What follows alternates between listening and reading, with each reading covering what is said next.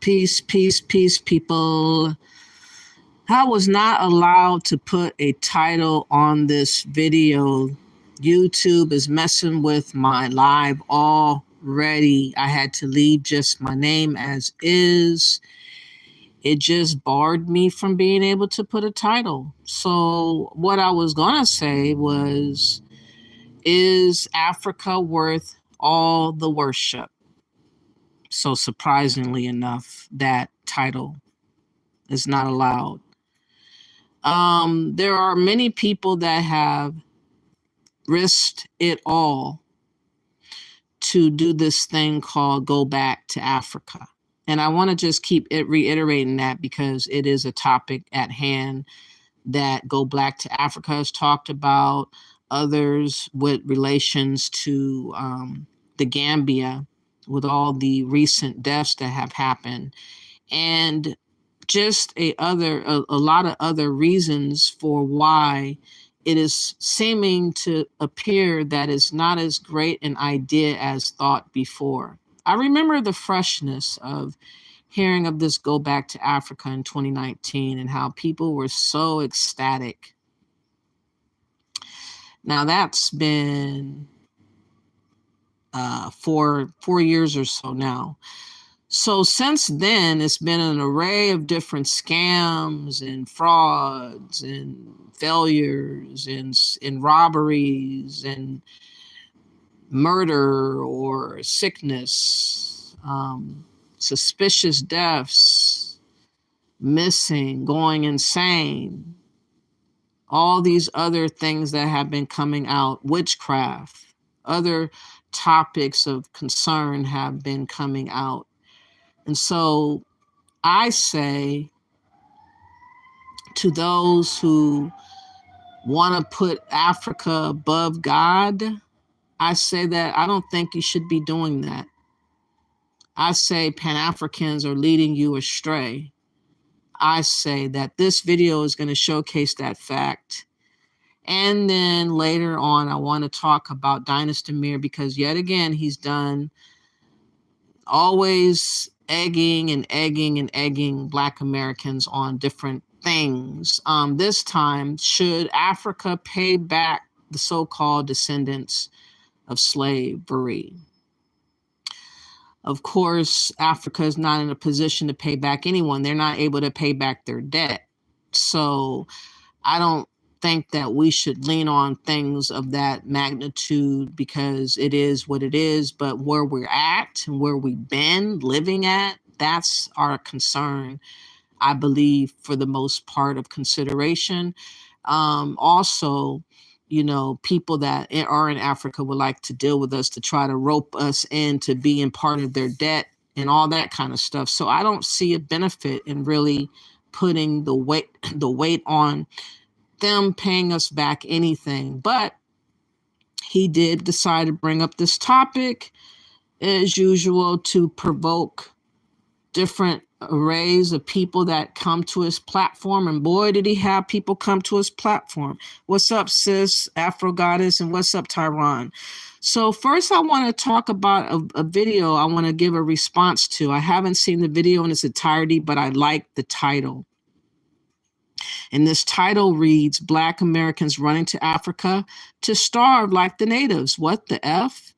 This is Black Gotcha TV. I don't know who he is, so I'm going to give a reaction to that, and then we'll build. I do want to show a clip of the interview of Aja. That's why you guys see a picture of her, and every time I'm able to always talk about cautionary tales or this go back to Africa, any way I can, I will be bringing up Aja in homage to her, rest in peace to her. In this video, the thumbnail you see, she was allowing the sun to kiss her face. So I will be showing that clip a little bit later. But she risked it all going to Africa. She sold everything.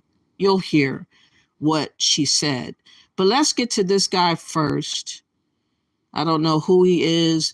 Let's see what he means about Black Americans running to Africa to starve. Oh yeah, by the way, fair use of all videos for educational purposes, for research purposes, and observational purposes. Please like and share the video. What's cracking, family boy? No punk, but no struggle, just for you. You know what I'm saying? Yeah, most definitely. This is going to show some bit about a video that I put out maybe about a week ago, 2 weeks ago. It was my retirement, saying I prefer to retire in Asia than Africa, right? That's again lots of comments. Most of the comments was 8% was from so-called African Americans. And I say I'd rather go to Asia because the healthcare, the hospitals, things are more modern. You're not being jerked and being cheated always. You get a little cheated sometimes, but you know, as the police, no matter where you go, but not like in Ghana. It's very corrupt there. People are being killed out in African countries, especially Gambia. Yeah, I think 4 or 5 American females got killed, and one UK African, was killed there. You'll hear too much about that stuff. When you see travel warrants for Jamaica that the U.S. government's putting on them. They might start doing it with Africa. I said, what they're hoping that, because that'll just mess the economy up real bad there, for tourism, right? For tourism. But like I said, for my preference, I said I'm retiring there, right? Guess I get the responses back, the comments come back, Well, you need to stay where you are since you feel this way, this and that, Like they know me. So stay where you are. We don't know where the hell I'm at. So stay where I'm at with nonsense like that there. I am not in America, okay? I am not in America. I'm not in the USA. So you gotta keep your stupid comments about you need to stay where you at in the hood and all that stupid shit like that there. That's why I say I don't mess with Negroes. I don't mess with Negroes. No. They deserve all the suffering that they get. They deserve all the damn suffering. You know what I'm saying? If I say something like, I prefer to go to Asia because it's more better hospitals and things like that. These things you think about, plus education and things like that. Say you have a child, you want to get international schools and get the best schools. So, okay, say you go after somewhere. You give them a goddamn school, you need villages, get some little cheap ass school there. You still, I said, for your kid full potential, it's not going to come out. It's not going to come out. Because you see what happens when they get of age. They flurry out of goddamn Africa, trying to go to different schools. They going to schools out there in Ukraine. You see out there, they can't get out the goddamn country. Then get more. They stuck out there. They in Russia. He's straight speaking a lot of facts. He is speaking facts. So I guess he's a passport bro who has decided to live in Asia, which, you know, is not a bad thing compared to, you know, wherever else there's available for you to go. Like I said, this go back to Africa is a pipe dream. A lot of people are not buying it. It's starting to catch on. And I think a lot of Pan-Africans are really scared and upset about what has transpired in the Gambia because they weren't able to squelch or turn away from the heat that was spurred on by all these deaths and illnesses and whatever have happened, these break-ins, these robberies, and all these common occurrences that were happening in the Gambia. They weren't able to hide it. They weren't able to conceal it the way that they want to, or maybe they have in times past. And I think that it really rattled a lot of people about these cases. And I'm glad that the heat is on. I'm glad that they know that if something does happen and if they don't tell us and we do find out, then we know that they're a part of, like I said, a cult. They are doing things that they have no business partaking in. They're demonic, they're wicked, all the above. So we shall see. But let's get back to this. China, in every other country around the world, besides in the continent of Africa, going to school, they're running away. You got some universities like East League on and stuff like that. Maybe they parents got a little money, but the rest of them, they got nothing for them, have nothing to offer them. So they leave other countries to go work as maids. And they tell us that we ought to want to deal with Africa as Africans refuse to want to continue to deal with Africa. And what's more surprising is why are Africans not going to the better developed countries of Africa? I mean, why aren't they making that trail more so than trying to risk their life to go overseas? I wonder about that. I mean, do some of those numbers reflect that some of them are migrating to other African countries, or it just doesn't feel like it. It just seems like they're all escaping Africa. In Saudi Arabia, Kuwait, Dubai, Bahrain, I've seen it. Why? Because I lived for 8 years in the Middle East. 8 long years there. And I see how the Africans come through there and being treated like goddamn garbage. Treated like garbage as maids, all the flavor things there. It makes you say, damn, I feel sorry for them. At least they got opportunity to get the hell out of where they come from, because of where they come from, there's no opportunities there. So all you so-called African Americans, you want to be niggotized so goddamn much. You know what I'm saying? Think you're going over here, you're going to make a change, make a difference. Y'all ain't making a goddamn thing change over in Africa. Y'all ain't making no difference. I don't see nothing at all. All these years, these 4 or 5 years before the influx of people going to Gambia. Word. He's like breaking it all the way down. I like him. My goodness, this is some spillage of truth, bombs all over the place. Ghana, Tanzania, where's it going to ask to? Most of the Kenya, those are the four ones like they see more going to there. And what are they doing? They leave America talking all that mess in there. They go to Africa and ain't doing a goddamn thing there. Where the business at? These people you sure you feel seeing that living in Africa, go for America, they living in villages. They got them a plot of land, a 100 by 70 piece of land, no roads there. You know, so they make videos. Oh, look at this house you can buy for $200,000. More expensive than one back home. And so you open your goddamn gate, what do you see? Rubble, dirt roads, nothing there. So why would I pay $170,000 for a damn house and shit like that there in Africa with nothing outside when there's nothing there? They're not going to treat you and greet you with open arms. You'll have land guards get trying to mess with you, trying to steal you. You ain't got something now, they're poisoning people out there. People get poisoned out there. But you won't come on here and talk about this here. Oh. Man, he knows a lot. Wow.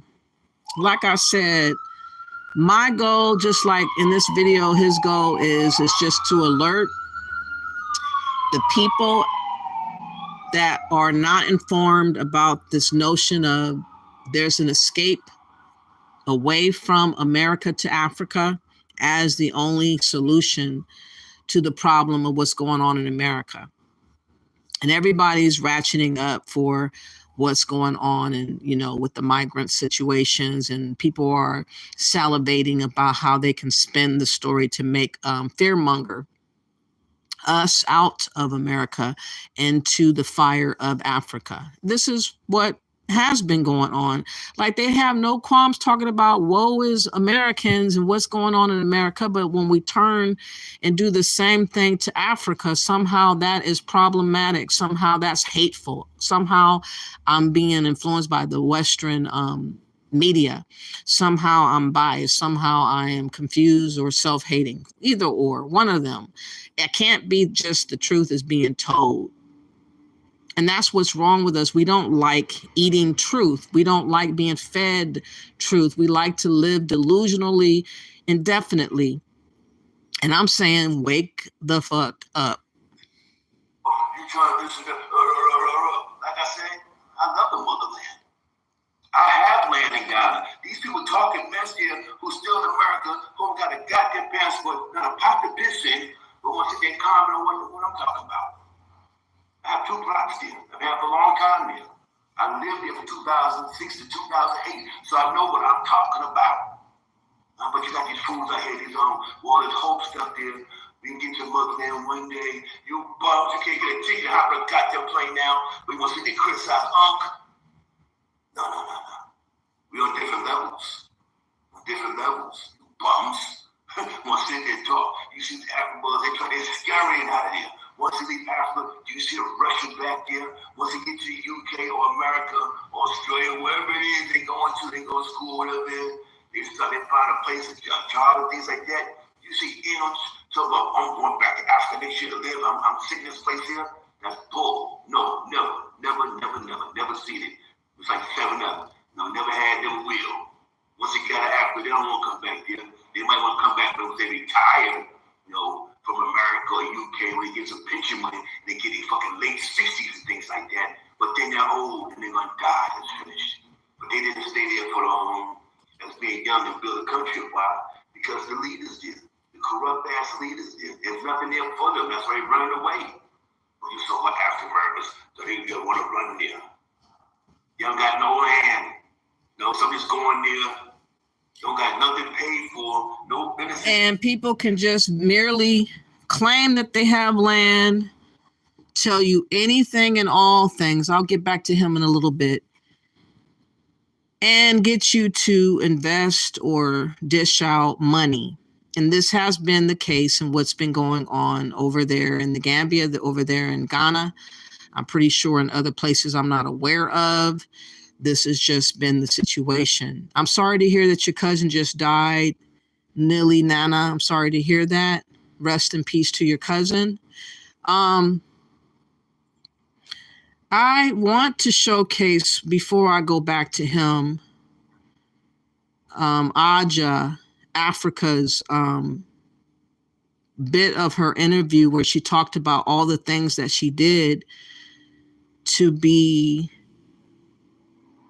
able to transform into wanting to come to America, or how she made that move, that journey.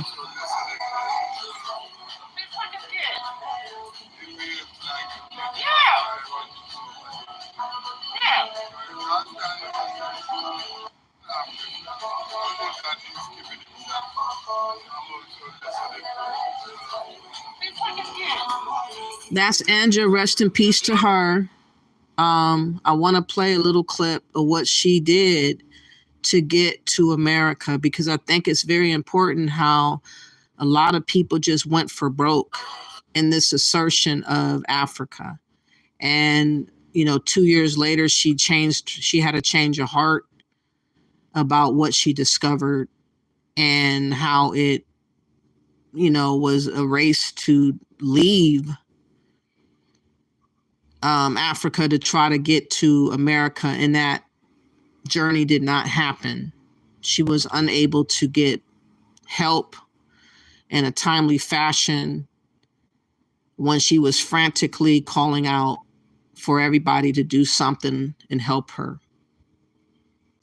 But in the beginning, you know, when you are in fanciful mindset of thinking and dreaming of stuff, you create your own paradise in your mind. And so this is how she was sounding in the beginning.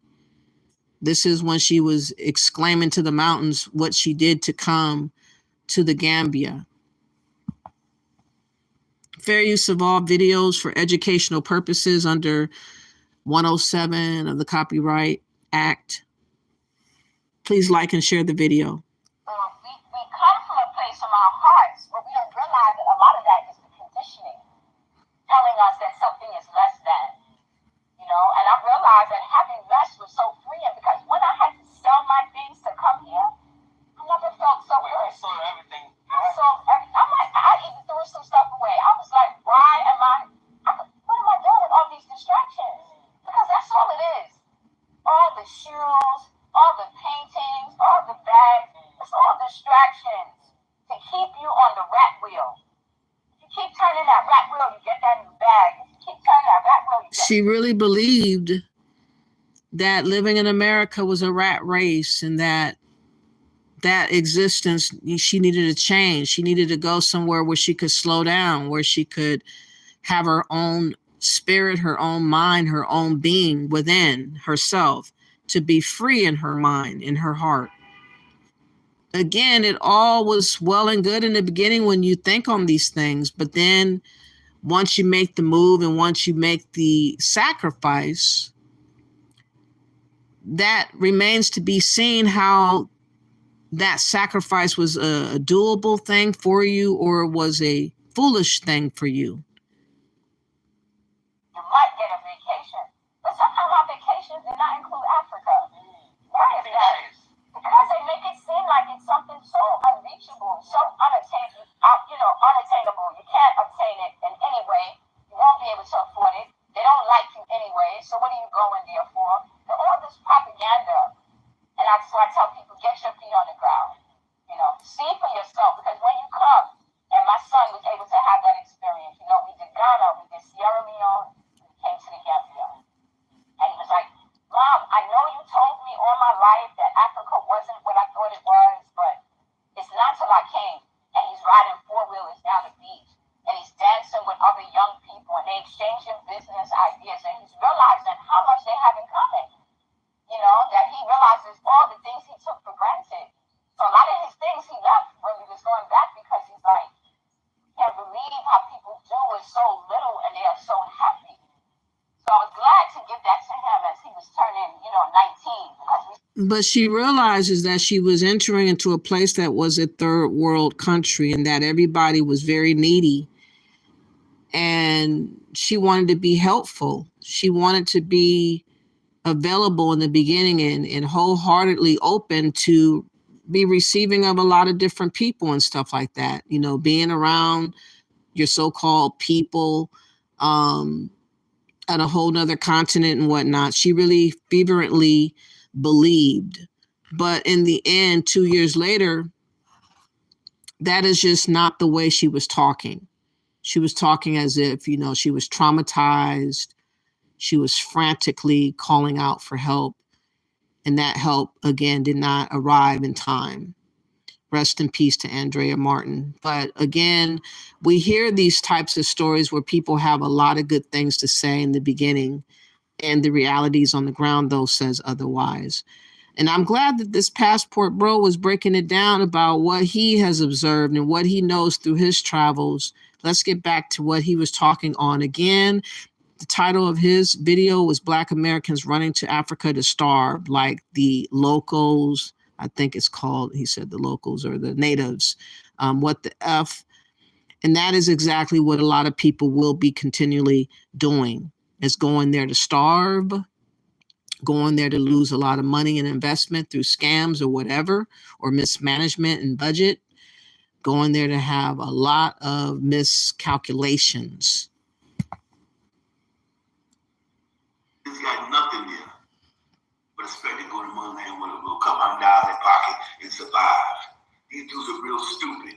You real stupid, yes y'all are. You expect to go over there, live in little villages and shit. they got a goddamn got a pocket piston, you know what I'm saying, making bills but they get scammed and all this goddamn shit. Yeah, you deserve that shit, yeah. You go to another goddamn country, you ain't got no money, you ain't got no land paid for, a house paid for, something that way you need, you can rest your head, you know. They don't got that deal. You dudes are real stupid. Yes, y'all. That's why I say I prefer Asia. Yes, I prefer Asia.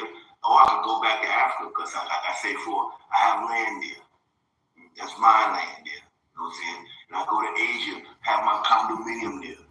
He's not saying where that land is at, and I wonder why. But anyways, for what it's worth, he did say a lot of people are miscalculating on what it is to do about moving to go overseas and what it takes. They're not able to produce. You know, speaking of which, I know that Aja was having complications with her health, supposedly, because I don't know. And she went to hospitals that was in the Gambia, or a clinic also. And I just discovered a video that talked about corpse, y'all. Unidentified corpse have been remaining on the property of this hospital, and people are trying to figure out what to do. Their mismanagement in the Gambia is beyond understanding. It reaches the heavens of misunderstanding. This title of the video says Death House, Unpleasant Smell, Too Many Unidentified Corpse, y'all. I know. For years. We can't do nothing about it because we don't even have space to put them. You don't have a space? No. Inside there's no space? No, it's full up to capacity. If you want, I can give it to you, take it out. My house? No, anywhere that you can take it out. To be honest with you, I'm even struggling at the moment. You understand? Because every day I have unknown dead bodies and I don't know where to put them. I don't think so. This is the only place that I can put them. I don't have place. So how do you have a whole container full of unidentified corpse in it, and everybody is just scurrying about not knowing to do what the bodies, no one has identified the bodies, no one keeps records of these bodies. These bodies are just there wilting away in the heat, smelling up the open space of air, treated at like garbage. This is what the Gambia is doing. This is what this video is about. I hope that they really describe it in full detail. But that's what it is, a container full of a corpse, unidentified, found and stored on the premises of the hospital in Banjul, Banjul. That's we are not saying. We are not saying. Yes. This one's not supposed to be, the dead body is not supposed to be there. We know, we are aware there are bodies more than 5 years or so inside this. All right? And more than 5 years. Who are these unidentified bodies, y'all? Could it be more Westerners? More than 5 years they just store corpse in the Gambia? At the hospital in Banjul? And we're supposed to believe that the treatment of Anja was up to par. If this is the hospital that she's at, because I don't even know, because we were told so many different things, I have no idea. But what, my God, this is ridiculous. Hygiene wise, this one is on public roads. And no, it's not. It's on the public space. All right. So that's why we want to see the CEO. Then you representing the CEO. I'm the operations CEO. Yes. So that's what we are saying. Under my privilege. There's nothing that is impossible. All right. There's nothing that is impossible. Yes. All right. What we are saying, if you are representing him, we here to see the CEO. If you are representing the CEO, what we are saying, this chamber effort has to be done for it need to be moved from here. That's our stand. Yes, all right? that's your stand. That's our stand. Yes. Now it's a matter of you going back to the CEO. Wonderful viewers. We are right at the binding mortuary. You can see.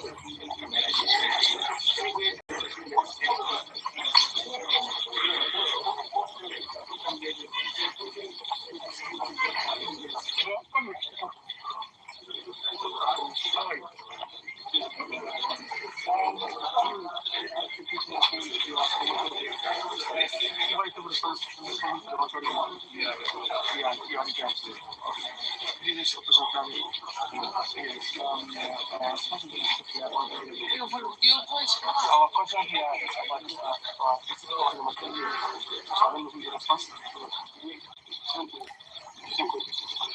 And what's so annoying is that they'll start off saying something about it and then they dip into not really being uniformly understanding on what the topic's on. But yeah, this is a container full of unidentified corpse that was discovered and has been stored away for about 5 years, y'all. And they don't know what to do with the corpse. Who are the corpse? How many are Westerner women and men? I would like to know, but they won't be able to tell you. The unprofessionalism of Gambia is up. It's bar none ridiculous. It's ridiculous. Just like the cops that handled Shakina's sledgehammer and everything else without gloves and anything else like that. No protocol, no professionalism, no nothing. And y'all don't think that there's some really crazy things that go on in the Gambia? Y'all crazy.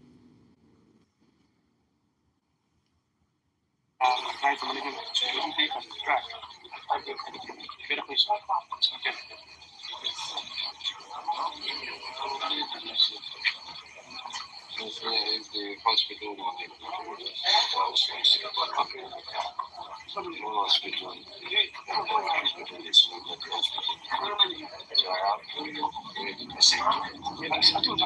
Is it possible to talk to somebody who will take action? Let's say, And they do say that they have low, what do you call it, IQ in the Gambia.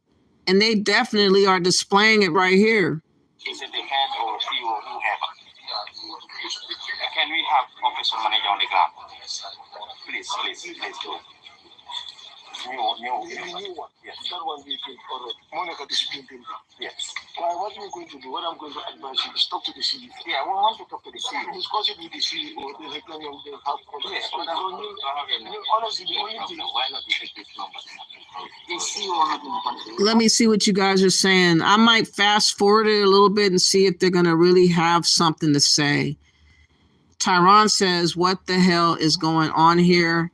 And why aren't the arrogant Pan-Africans going there to Africa to protect their people and sell back to Africa too?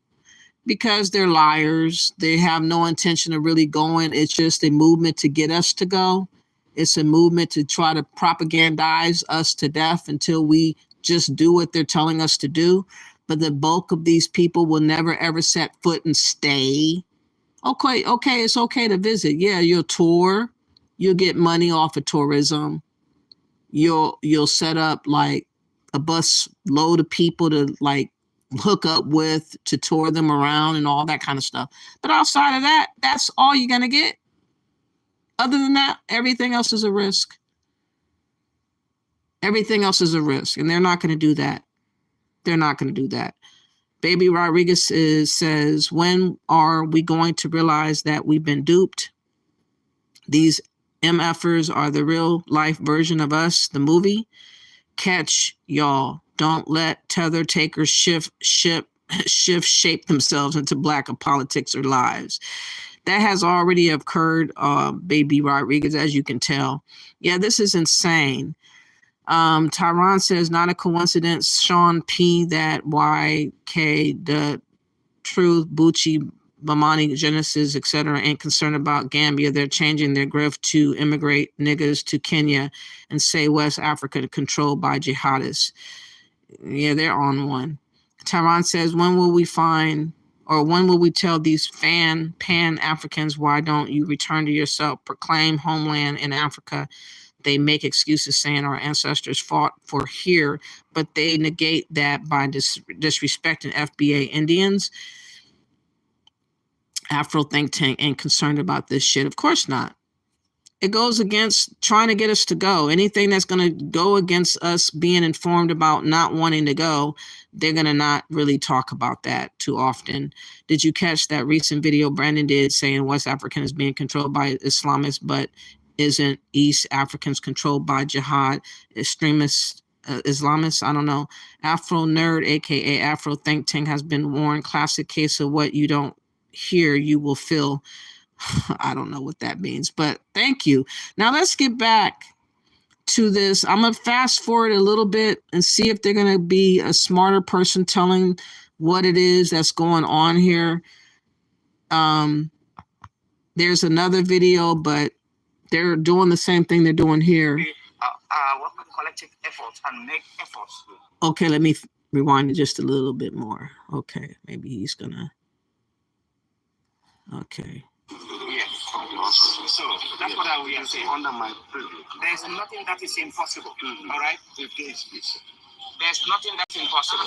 All right. What we are saying, if you are representing him, we're here to see the CEO.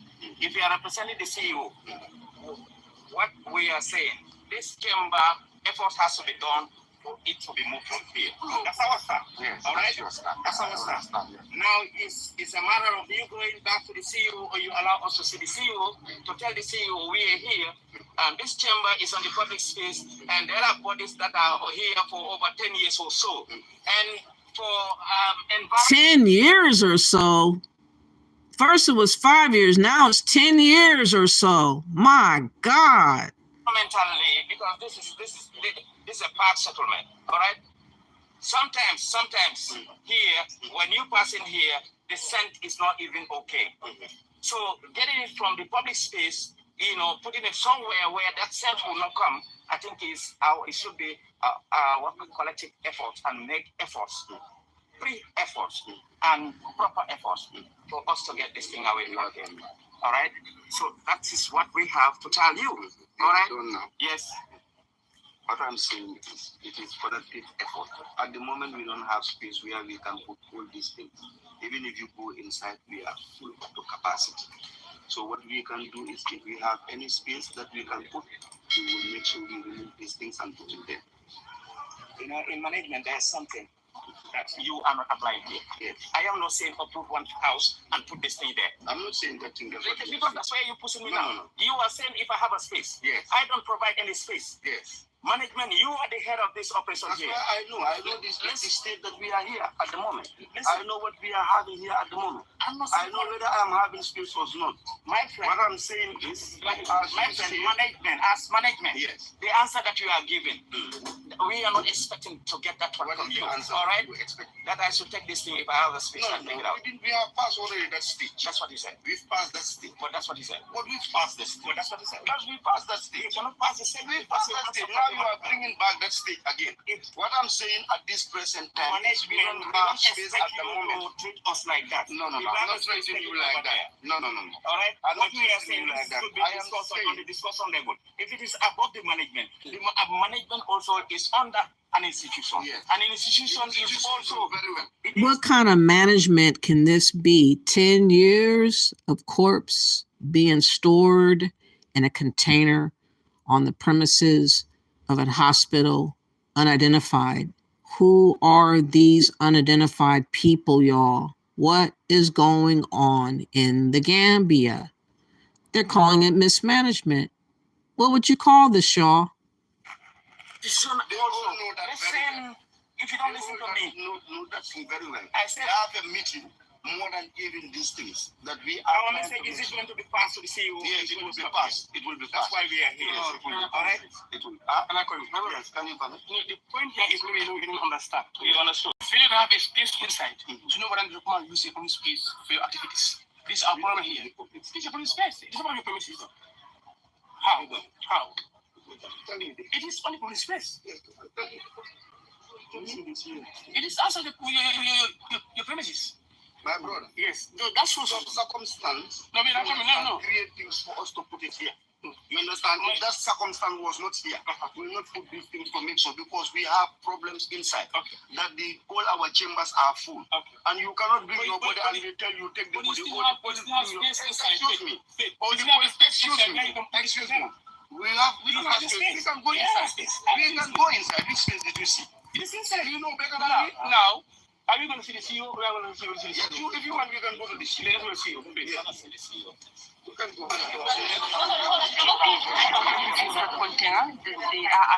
This container right here, y'all.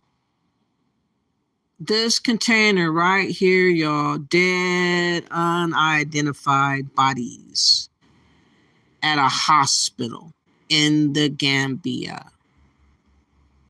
What is going on with the Gambia? These people are out of their minds.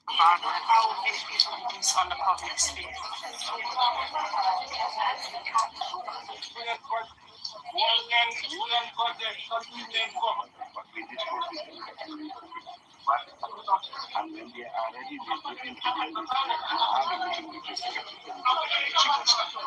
of this table. There was a person who took about 6 or something. Let us go off camera with that one.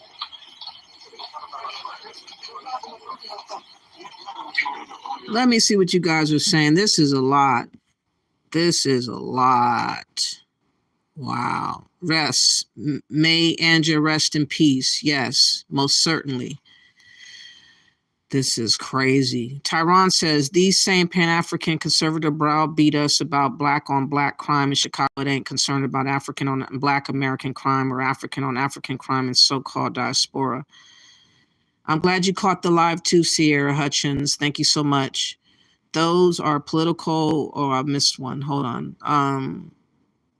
Tyron Bucci is the most distinguished mother effer in YouTube spaces. Meanwhile, F-Boy has Airbnb villa in Swahili run city, aka Islamic people. What?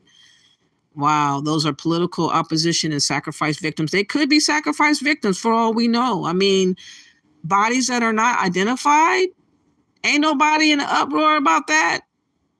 We supposed to feel comforted by this bit of news? I mean, come on. Tyron says, why do Pan-Africans give Africans passes on their degenerate serial killing, sex trafficking, woman, child, and albino abusing behavior? Isn't it counterproductive to their pious, holy Jesus-like image? Again, the worship of Africa has got to stop. This video is about stopping this from continuing. It has to stop. Gambia is not being responsible in handling corpse. Nobody knows. It's called the Death House, y'all. Look at this. The Death House. Talking about smelling. It's crazy.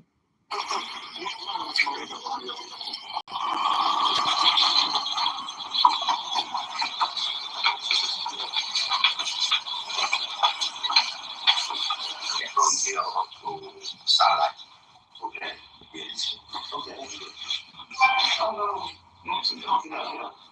Like, okay, I told him now Mr. Mali, I need to apologize because we are treating each other and it's went off the street.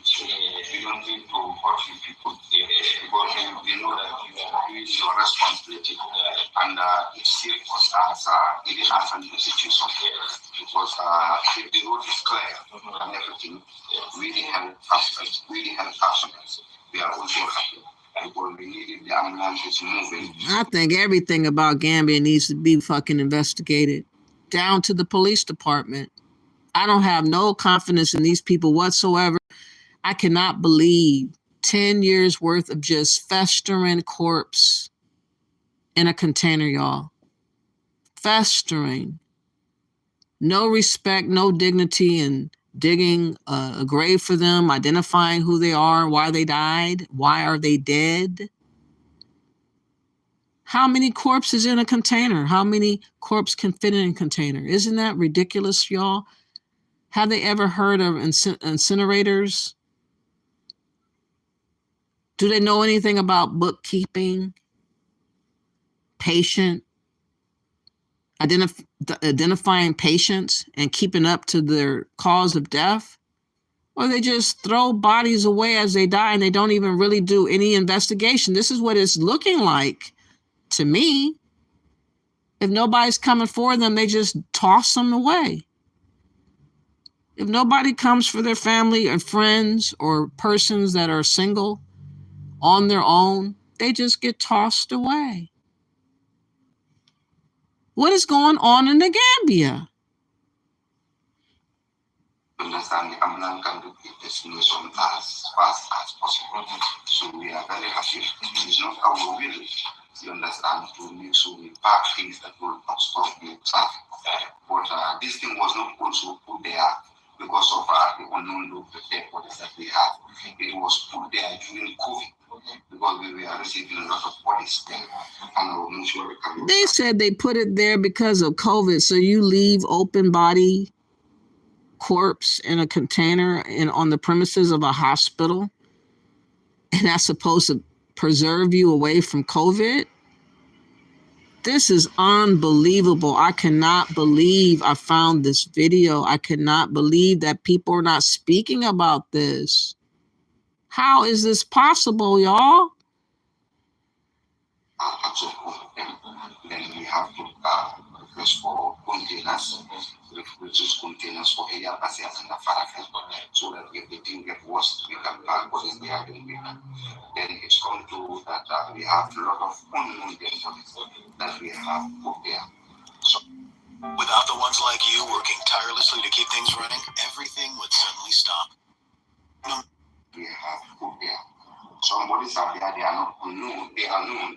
But they want to be placed out there until family members decide when to be alive with Christians and so forth because of that thing. So we don't meant to put those things. As you see, we are on the renovation.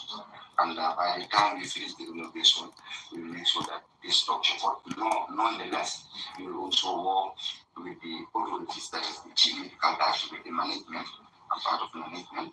We work together and to see that we post those things. And if you are hiding, you will see where to put it. Because if you go around, you will see we have a lot of things going, and to create space within the hospital is always difficult. Because every day you have things that are coming, and you want to make sure you implement those things. So we will go by what you said. We will try our level, that's our utmost best, to make sure that we see how best we can locate this container that is at the food stand. Yeah, so thank you. Thank you.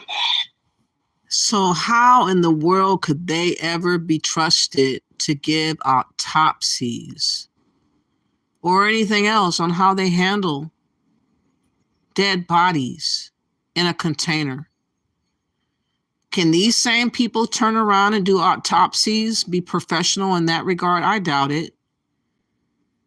How can the deaths of the 5 women have autopsies for them? We know one was murdered. Rest in peace to Shakita Shinadu. But how can we trust anything from the Gambia when they cannot even handle a proper protocol procedure to handle corpse? They don't even have names to most of those people in the container. What are they going to do? Why are there just dead bodies like that? Well, the apology, you don't need to apologize. We are public servants, and we are obliged to receive all forms of resistance, even bullying and insults. Since we started this, people have been insulting us personally. People have been bullying us, but that is not stopping us to do what we're doing. We are taxed by the state. And obviously, when I say the state, we are working for the betterment of everybody.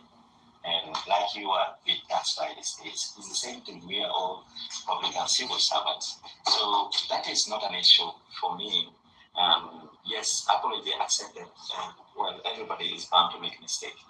But actually, if we were bound to make a mistake, this is beyond mistake. This is incomprehensible. This is not comprehensible. This is a tragedy that I don't know that this is not even breaking news in like the major media outlets, NBC, ABC. You know, why aren't they talking about this? I mean, people are traveling to go to the Gambia. This is their main hub for making money off of tourists. How many tourists are there in that container in the past 10 years? Were they sacrificed? Who are these people?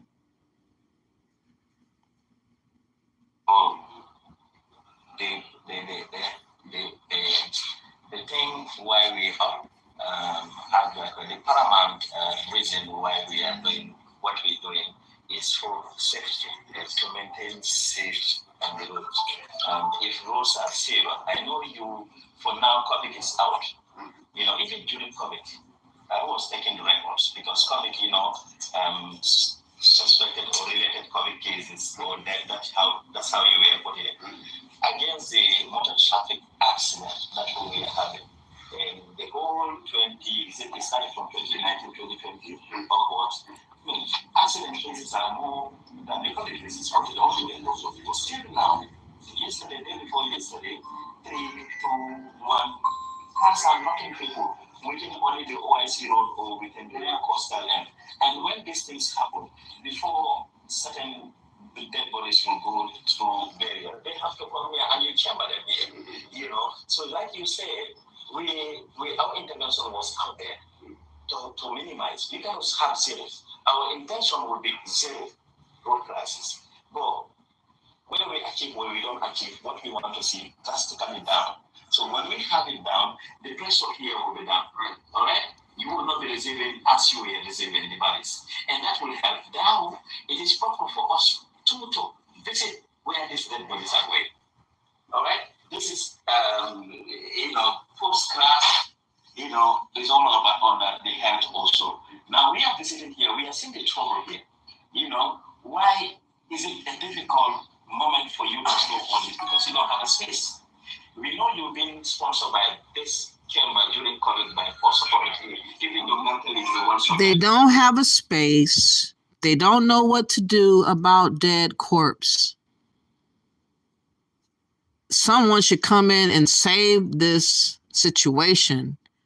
That's why I'm confused on why they're left alone. If there was some type of crazy outbreak, it would be definitely possible. They're at the damn hospital. On so many levels, this is unheard of. You would think that this is impossible to do in 2024 to have going on in the Gambia, but this is what is being discussed. What to do about unidentified bodies in a container in the Gambia, y'all. Corpse. That's what they're talking about. For those that are here kind of late and you don't know, this video dropped about 5 days ago. There has been a storage of corpse, unidentified bodies on the premises of the hospital in the Gambia. And they don't know what to do with those bodies. I mean, what can you trust here in the Gambia besides the fucking beach? Sandy beach, but everything else, you're on your own. This is crazy. You know all this story, but now you have an issue. Okay. You wanted to have another whatsoever to move this thing and be cool. Now we are here. I mean, we've been taxed by the nation, so the government for that matter. If we put our weight on your trial, that will help you to get your vote. We are working hand in glove with these people. Yes. Because they should have policies, then you will not even have to come and find Exactly. So we've seen you doing a massive renovation. So this is the time. Gambia, we don't do, this is our culture. We don't act until something happens. All right. Now, in order to avoid that culture, we are saying they are doing a massive renovation. Let's get to them, add it to the management, and put our weight there so that this one can be also factored in Even it will be lifelong, or it will be proper for people's body being kept safely instead of outside. Whoever passed this side, sometimes that's what it reminds you is not even okay. I know the trauma is even getting to you. Sometimes you visit, even though they're being ice, once the moment you moving them out, because they're talking about the stench, y'all, of the corpse of the body as they pass by the container. This is crazy. Even spending there, it's not good for you. Even if you put the thing, because I can remember there was some moments here I have to be here of 2 or 3 a.m. And there was not when they see that it's under, you know, it is not even minister has to come the next day. We're very happy of what is going here. They come here every now and then to check what we are doing. So there was a day this side had problem by night. So I was going down to border residents, then I was called. Then from 6 to 2 or 3, I have to be here. That's why you see these pillows. Because sometimes we are told. He wants to feel sympathy for having to be there in the midst of all those smells and all those bodies, and him alone there with all those bodies. I don't know what type of guy this is, but he's supposed to be somebody to the hospital, and he doesn't have a remedy. This is really a trip, y'all. Let me see what you guys are saying.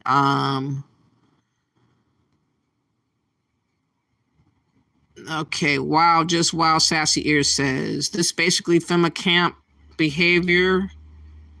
I feel bad for the Black delusionists who think they are finding paradise there, baby, Rodriguez says.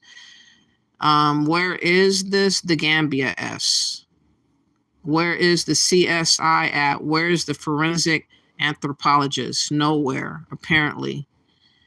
What use Africans sending their people to white universities and they're not bringing what they learn outside Africa to better their criminal justice system, hospitals, law enforcement, and civilization? They're not doing anything in the Gambia. It is totally wide open. This the Wild Wild West. Hey, what's up, Alexis? How you doing? Thank you for that. Keep up my unique perspective. I will. Baby Rodriguez says, this is why, you know, these are ritual victims. I'm not surprised. I really want to know, who are those people? How many are those people are tourists that travel there for sex tourism or got caught up in prostitution or, you know, got murdered, or who knows? Anything could have happened at this hospital. We have no idea. We have dead identified corpse in a container, y'all. You cannot make this stuff up. She says, Lord, glad I learned how to make their dishes on my own. I heard that. Saw that they did to good doers. Philly couple borrowed through and stole their whole lives. When they came home stateside, Black American freedmen descendants have short memories. Yes, they do. And how you doing, Four River SGD? Thank you for coming through. I just showed, let me play a little bit more, then I'm going to move on. I'm showing that there is a container full of corpse, Four River, that was, well, they knew it was there for the past 10 years on the premises of the hospital, and it was smelling up. And they want to know what they want to do with the corpse that are unidentified bodies in the Gambia. So in addition to the police handling of Shekina's death weapon against her, mishandling without gloves, mishandling about whatever, everything pertaining to the case they mishandled. Then we see a mishandling here at this hospital with bodies that are unidentified for some strange reason. Why don't they know who is who? Why don't they have them tagged? Why don't they have a procedure? Why don't they have a protocol? Why are they not professional? These are the questions that I have in light of all the things that happened to Anja. What if she went to this hospital? What if she was mismanaged? What if she was mistreated? We don't know where the incident of whatever could have happened to her. We just know that suddenly and unexpectedly she passed away under suspicious situations. And what about all the others that have been to this hospital or these facilities. What kind of treatment were they given?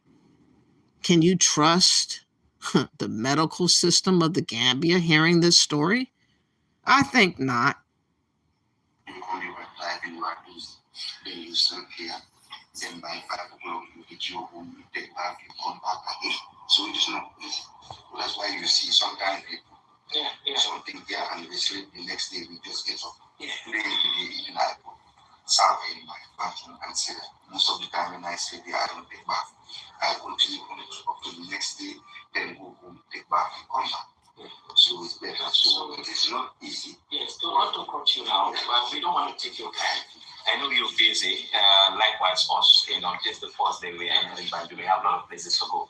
Please, tell the CEO, the Chief Medical Director, please extend our greetings that we are here.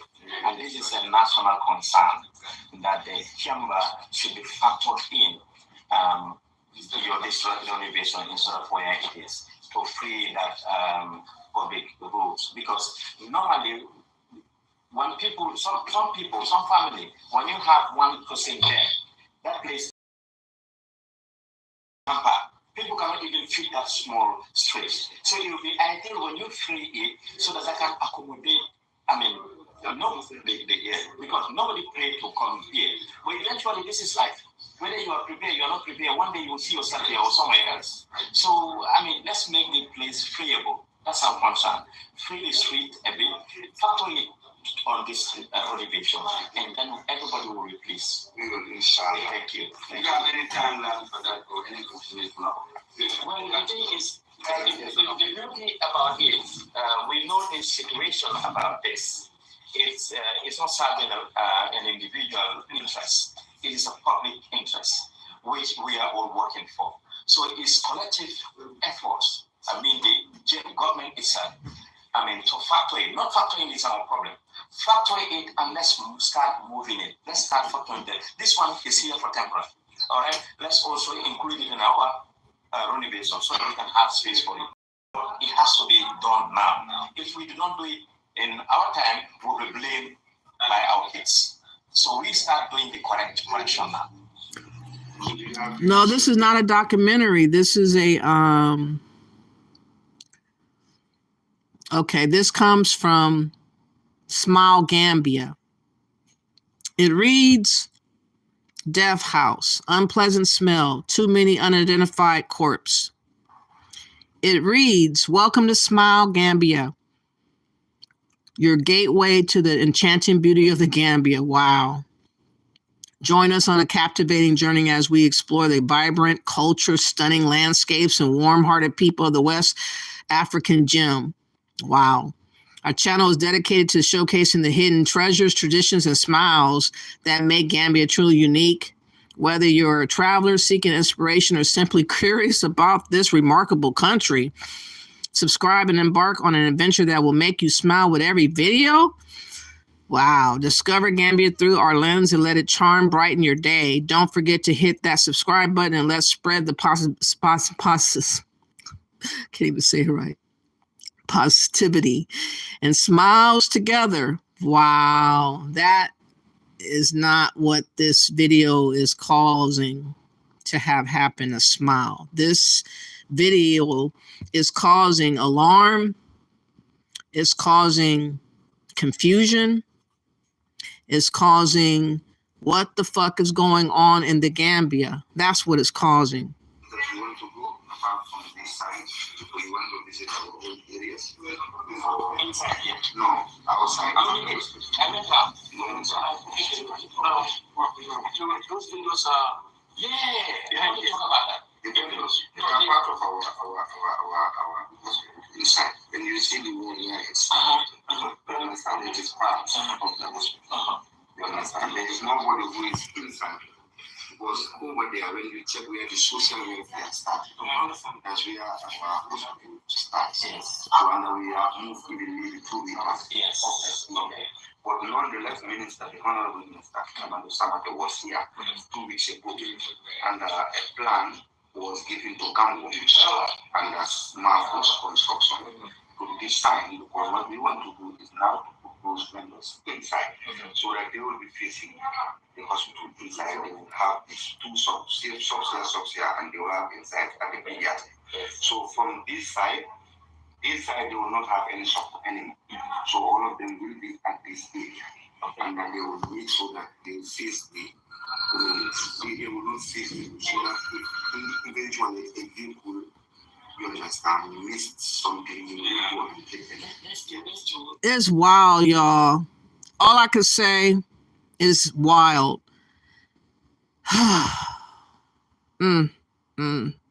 Anybody that goes to that hospital, you have been bamboozled and trusting anything going on with that. So unprofessional. Yes, that video is nothing to smile about. Damn, the ministers of tourism blew it. With that title, I would run in the other direction, not going to the Gambia. Yeah, the title again is Death House, Unpleasant Smell, Too Many Corpse, Unidentified Corpse. Can you believe that?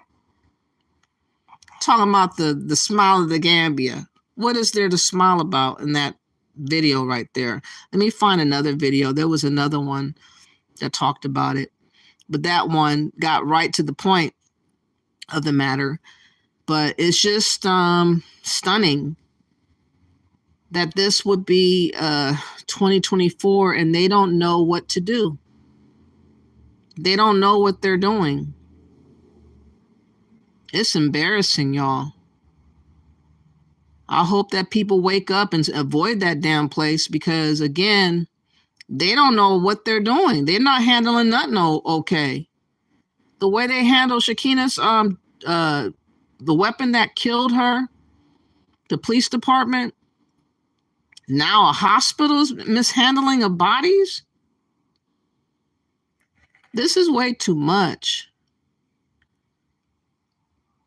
Okay, so I guess I think that they had another video about it. Maybe they took that one down. I don't know. Now, the main feature of this video was Dynasty Mir, or Search of Uru. He wanted to bring up what Dennis Sperling had talked about in a video, alluding that Africa owes Black Americans money for slave trade. My opinion is they owe too many loans and debts to even dare to even bother to ask them, and they're already in need of a lot of different things. They're not going to be able to help us. And I think that we would have to have proof that we have an ancestor from Africa, because a lot of us don't have that proof, and a lot of us feel some kind of way about claiming Africa anyways, because we don't have a family member from Africa. Some of us will claim just off a DNA test. Others don't go that route because they realize that that's nothing more than a hustle. It's a hoax. It's a gimmick. But everybody else is laying their hat and heart on a DNA test, such as Dynasty Mir and others like that. So when they get the blood, well, not the blood results, but the spit results, then they just jump for joy about they belong and they're from here and they're from there. So now just getting that test is supposed to make you feel that you are African and that you belong to Africa. And now Africa now can pay you back something. I don't think that's ever going to happen, because I don't see Africans as being giving like that and forgiving of themselves to do anything for anyone, really. If they would have helped Haiti out. If they would have helped out all the other people that are having problems right now, Nigerians right now. They're not helping nobody out. They don't give a damn about nobody else but themselves and their tribe. And that's just the truth of the matter.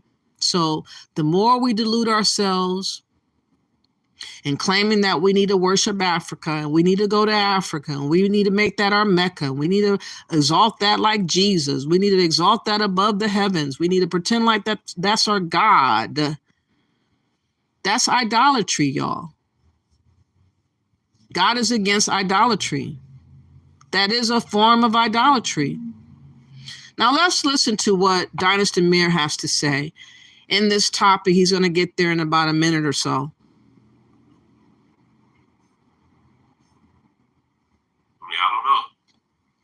So yeah, synagogue sold out.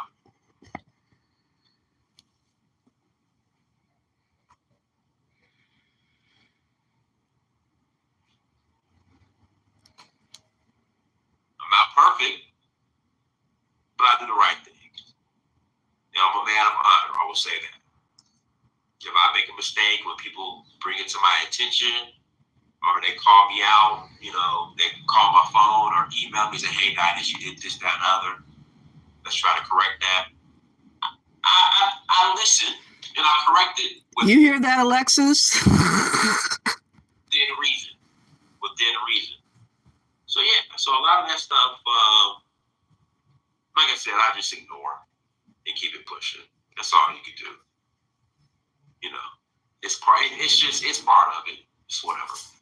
But Nigeria, August 4th through the 13th. Nigeria, August 4th through the 13th.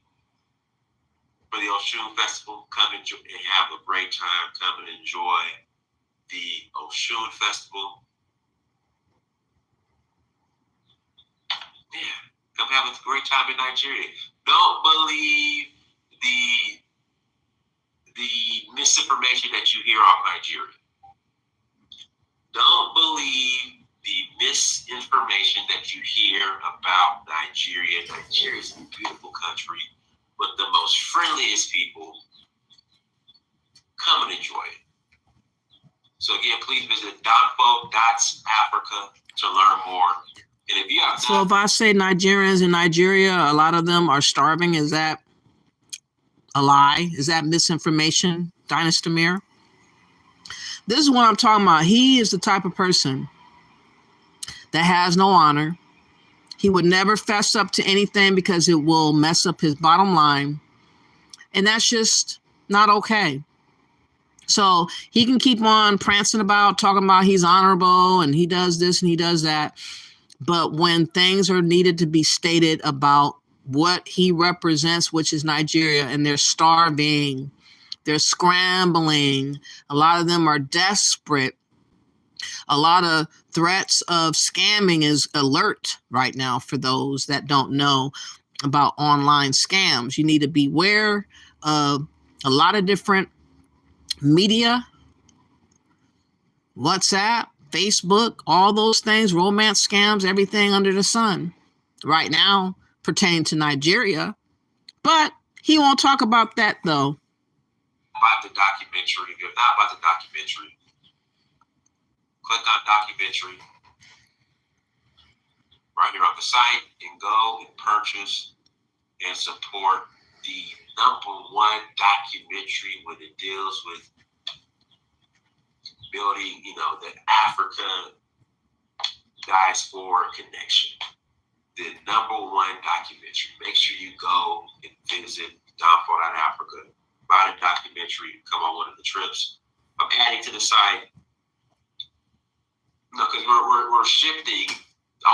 We're shifting to more of a, travel brand. Again, we're shifting to being a travel brand. We're doing a tour still. That's the bread and butter. That's the root.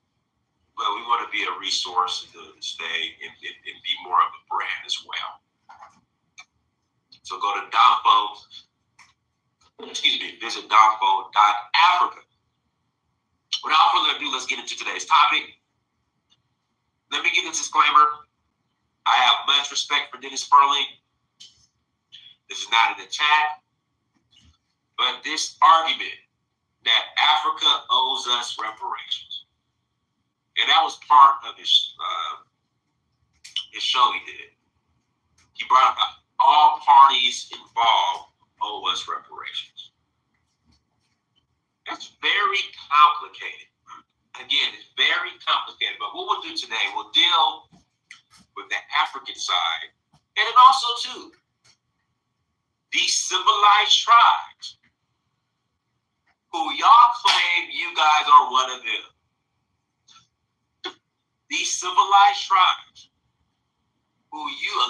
guys now are talking about either Native American, Cherokee, Choctaw, Chickasaw, Blackfoots, whatever, Seminole. They were heavily involved as well. So do you go after them too? When you say all parties involved? And to sum it up and to not overcomplicate it, I want to be very respectful because I know a lot of black lawyers. Living in Atlanta, I know a lot of black lawyers. My frat brothers are black lawyers. I have a lot of frat brothers who are lawyers. And I brought up the topic of reparations to them. And to be honest, 99.99% of lawyers, black lawyers, when you bring up reparations, they're just not interested. When you bring up reparations, they're just not interested.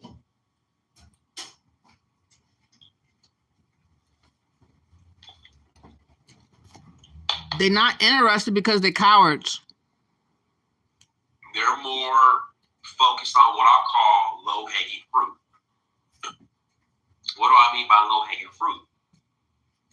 So when I did sales, we got a call-in lead, if we got a referral,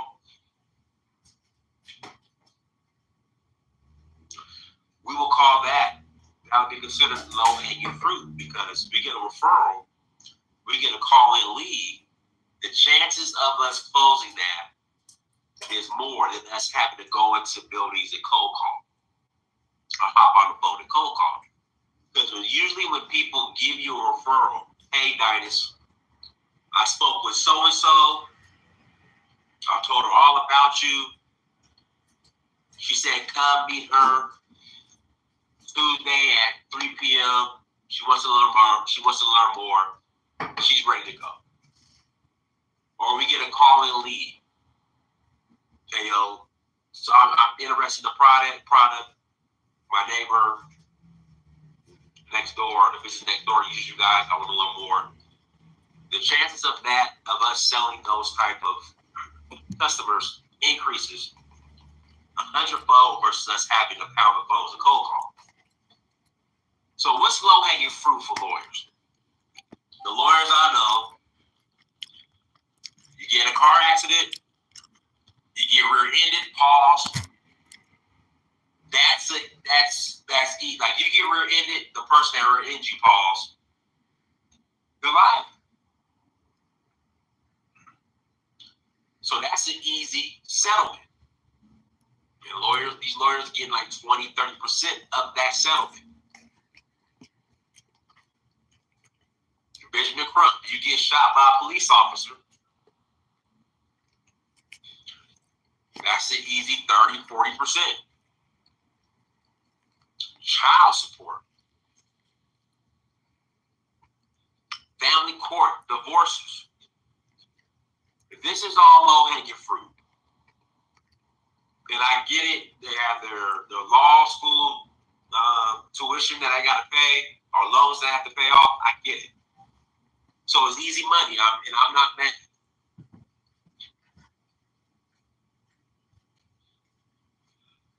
So do black lawyers have the capacity and the patience and the resources and the time to tackle something as complicated as reparations, especially when you're claiming you want to go after African nations, in which these nations didn't exist during slavery?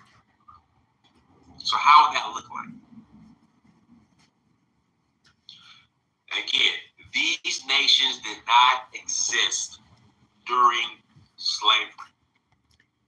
And the same thing can be said about those so-called land masses of DNA that tells you from Nigeria and all these other places did not exist. Dynasty Demir, use your own logic.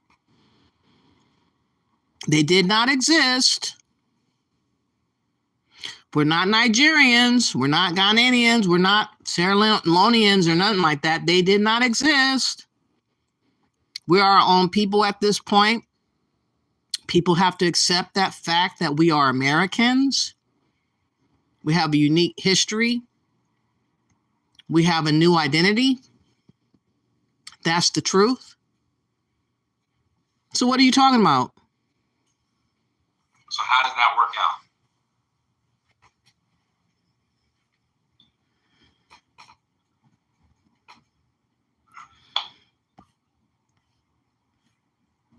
So what do? How do you sue them? They're going to laugh you out of court. They're not going to take you serious. And what really bothers me is when this argument comes for reparations from Africa, it's like you don't have the same energy that you have towards Africa. You don't have the same energy. Like you're mad at Africa, you want to sue Africa. But the people who enslaved you, you don't have that same energy for them. We have more energy for them. That's why we are petitioning, and that's why we have been talking about reparations. That's why we've been talking to the Black Caucus and all the other places where they protest for reparations at these different meetings and whatnot. We've been talking about it with the government, trying to talk on behalf of us being represented to have our case heard by the government of the United States of America. So, of course, we're chattering a lot more when it comes to reparations concerning America, because we know that everything ended and everything was hyphenated, highlighted, made worse in America. But first, again, we need to understand that there were already people here that were enslaved into slavery and reclassified, re-identified. Yeah, there were 5% or so that came from Africa to America, but the bulk of them went to the Caribbeans and they went to Brazil. That's just the truth. The Black Indians that were misrepresented and renamed into either colored, Negro, mulatto. Some were freedmen and so forth. The name changed to Black. I think Afro-American was used. Of course, Prince Hall came with African Americans to the term in the 1800s sometime or 1700s sometime when he came from Barbados. But the same can be said about us not really claiming Africa to begin with, because there's no such thing that was around in those times, just like you're claiming that the kingdoms and stuff that existed now don't exist in the same capacity because now they're under the umbrella of the country.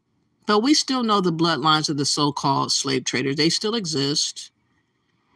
We see Tinubu is the president of Nigeria right now. Madam Tinubu was a slave trading madam. That's his bloodline.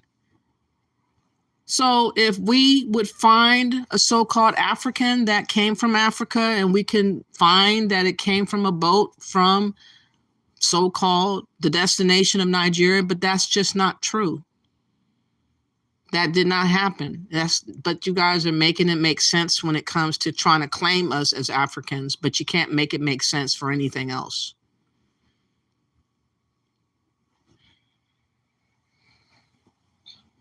Again, you have this energy for Africa, but you don't have the same energy for the people who enslaved you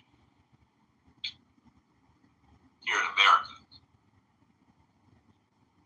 Somebody say you blame sue all of Africa because that's the path of least resistance. That just, y'all just sound goofy.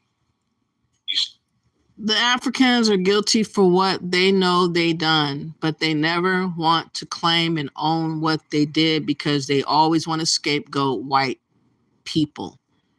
They were just as culpable as white people. So I don't understand why he's defending Africans. But again, he has an allegiance to Africans, and he does not. And I'm only speaking about the allegiance to the slave traders. I'm not talking about all Africans. I'm sorry that I'm using the term Africans, but I mean the slave trading Africans. Okay, let's put it like that.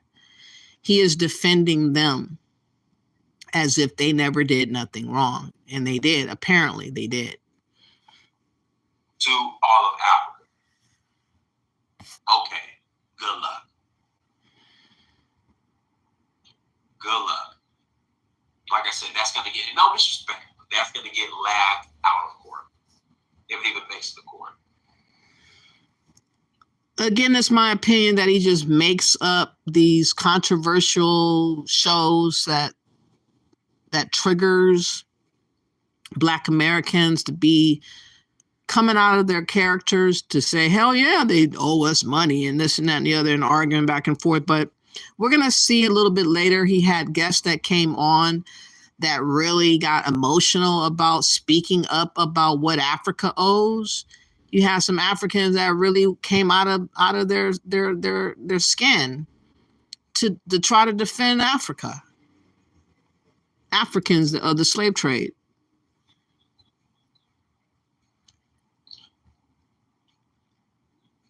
Again, that's going to get laughed out of court if it even makes it to court.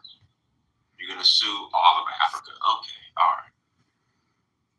So you're going to sue even like Morocco and Tunisia. Ain't nobody thinking like that. We just use the term African because it's easy to say. You know what I mean. You know what we mean. We mean the slave trading so-called bloodlines that knowingly did it, the Ashantis, the Tenabus, the others that you know and have a name for, and you can connect the dots. Those people owe, if anything. But I'm sure that they would never pay because they don't feel guilted. They don't feel sorry. They don't care. They just care that they weren't able to make out like bandits like white people did to build their countries and their continent up. That's what they're sorry about, that they didn't do it better, that they didn't get more for the bang, for the dollar. That's what they're sorry about. Algeria, you're going to sue them too? Okay, yeah, it's just, it's a joke. It's this whole reparation situation has become laughable now. And you see these reparation hearings in California, they become laughable. The amount of buffoonery that takes place at these hearings. Nobody takes this reparation situation serious anymore. Nobody does. I think it's time to move on, call it a wash, and just move on. That's my honest opinion. What do you guys think? There's a link, isn't it? Can they also sue other Black slave traders? So I'm going to fast forward just a tidbit because he has a really boring first guest that was long-winded. I don't want to drag y'all into that. Nobody wants to be talked to death. But I want to take it to where more people were on the platform and you have a diversity of thought when it comes to this conversation, and you will find that they have diversity, all right, but they got people that really are putting everything on our backs to have to deal with Africa. And it's like, nobody signed up to go and deal with Africa like that. Why are people making it seem like we have? Just because we were invited to the year return, so what, a few million went. The bulk of us don't really feel that way. And we probably will never feel that way. And again, this worship of Africa is proven to be dangerous. And a lot of people are losing their lives or going through unforeseeable changes to try to measure up to this ideology of going back to Africa, and they are failing. So I don't know why we are prompted and made to feel guilted if we are not worshiping Africa. Not saying fuck that. I'm not worshiping anything pertaining to Africa, and I don't have to, and I'm not going to. There are people that are, there are millions of people that are not born in Nigeria, but who are Nigerian citizens. So it's not really that they have the impression that Africa is just suffering. No, I live in Germany. I have a lot of investment in Nigeria. You understand what I mean? So it's just that the Chinese, the Russians, they are benefiting from the resources of the ancestors of these Black Americans. They are benefiting from it. Nigeria doesn't care who comes or who doesn't come. We have a population of over 220 million people. Right. But if you come, we will still accept you. Afro Think Tank is a chief in Nigeria. Now you are a chief in Nigeria. These are our American siblings. One second, let me read this comment. MC Love TV, Africans are responsible for building up their own infrastructure. As a Black American, I'll wait until everything is built, and then I'll come to Africa and enjoy the benefits. You'll be priced out already. All right, go ahead. So when I hear them, they are complaining. Sometimes when I hear Kala Genesis, they are complaining, Chinese are building everything.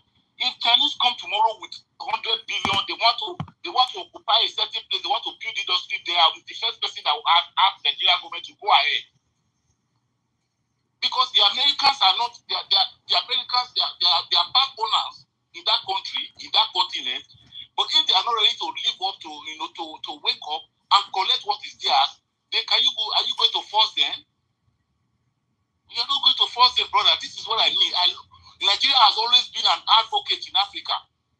Even before South Africa got independent, Nigeria boycott the Commonwealth Games just to protest against the apartheid in South Africa. You understand?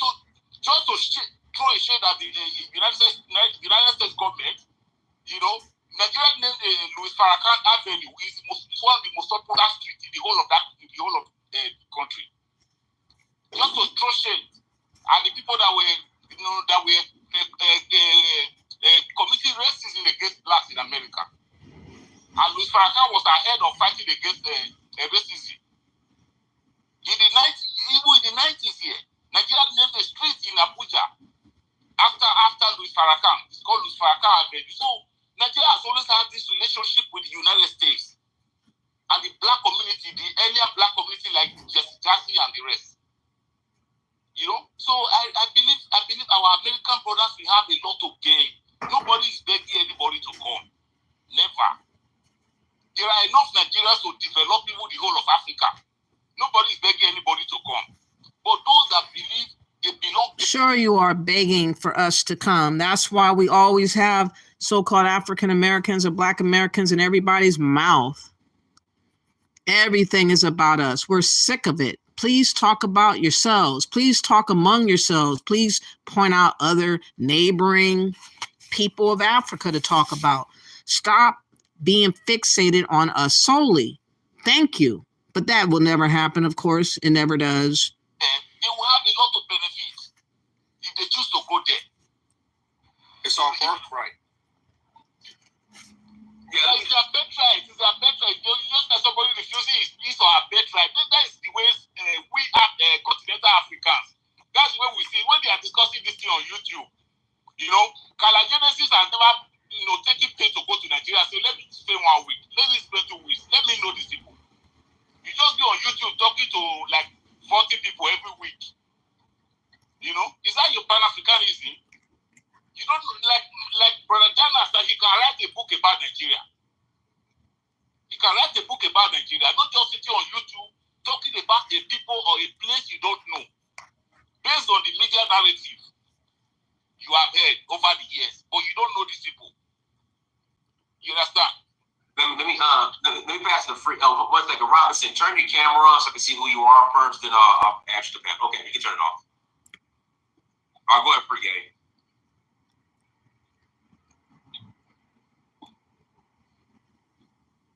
Free game, go ahead.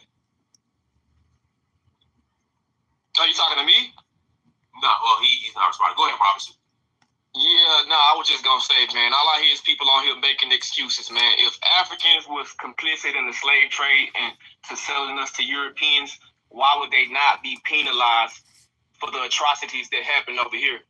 Even though they didn't do the atrocities, they didn't commit the atrocities, but the atrocities happened.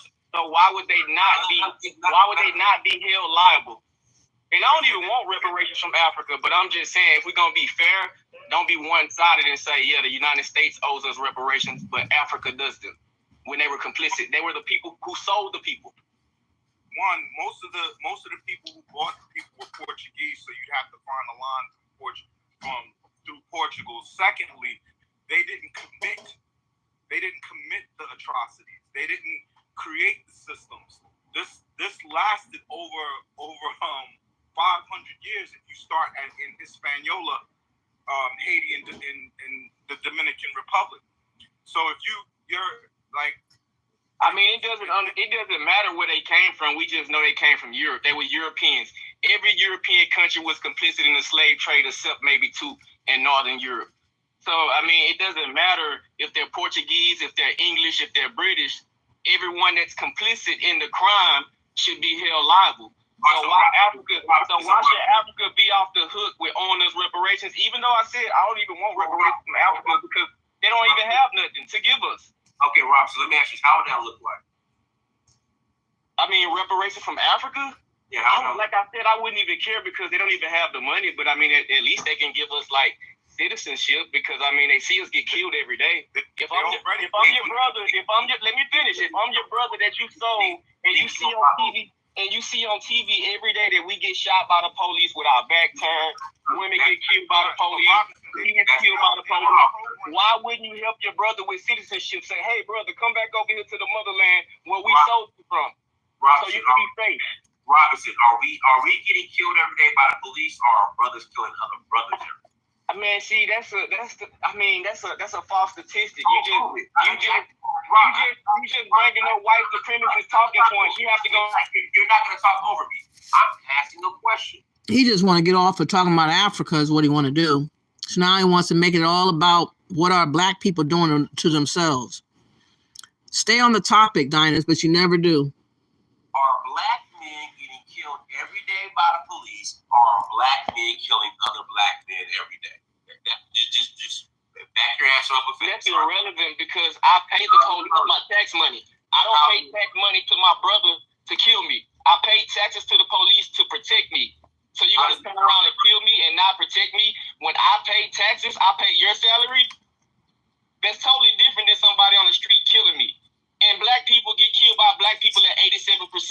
No, at 92%. White people get killed by white people at 87%. It's a 5% difference. So are we really getting killed every day by the police? That's my point. I mean, we're not getting killed every day, but 3 times a week, that's genocide. That's committing genocide. How could you not see that? If we got 3 people dying a week by the police, that's how it's 52 weeks in a year. Do 3 times 52. We talking about women and children also getting killed by the police. 13-year-olds, 14-year-olds. So you brought up the term genocide. Are black people committing acts of genocide against each other at a higher rate in America, or are the police the problem? No, they just exacerbate us killing each other. White people killing white people at the same rate. They kill each other at the same rate, so that's irrelevant. That's a white supremacist talking point that's already been debunked, Dinus. Prove it. I mean, you prove it. You have to pull up that. Robinson, I want you to prove that police officers killing black men at a higher rate than black men killing other black men. I mean, you prove it. You prove it to me. You pull up the FBI crime report. That's deflecting. That's deflecting from the topic because we're actually talking about Africa owing us reparations. So now you're deflecting to a whole other topic, and we're talking about Africa owing us reparations when they do because they stole their brothers. And that's just not true. That's just not true. What's not true? That police are killing black men at a higher rate than black men killing black men. I mean, Dinus, pull up the FBI crime report. Share your screen right now. I mean, people drop YouTube videos on this all the time, and they show the real statistics. America would never give you true statistics on the way they treat black people. It's already been shown that every year we are victims of 3,000 hate crimes, but we still don't have a hate crime bill. But Asians was only They only experienced 120 hate crimes, but they got a hate crime bill. 120 hate crimes in a year. We experienced 3,000, and we have no hate crime bill. I think both arguments are out of pocket because we're talking about Africa and owing reparations, but we can't seem to stay on topic. Let me see what you guys are talking about. Thank you all for listening. Thank you all for subscribing to my channel. I really appreciate that.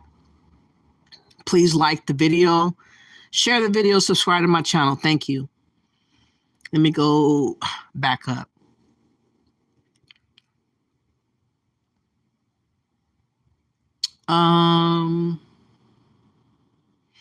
Pan-Africans are selling us to bow to African slavers who blood sacrifice niggas to the white beast for their own survival, and they don't even know anything about the transatlantic slave trade.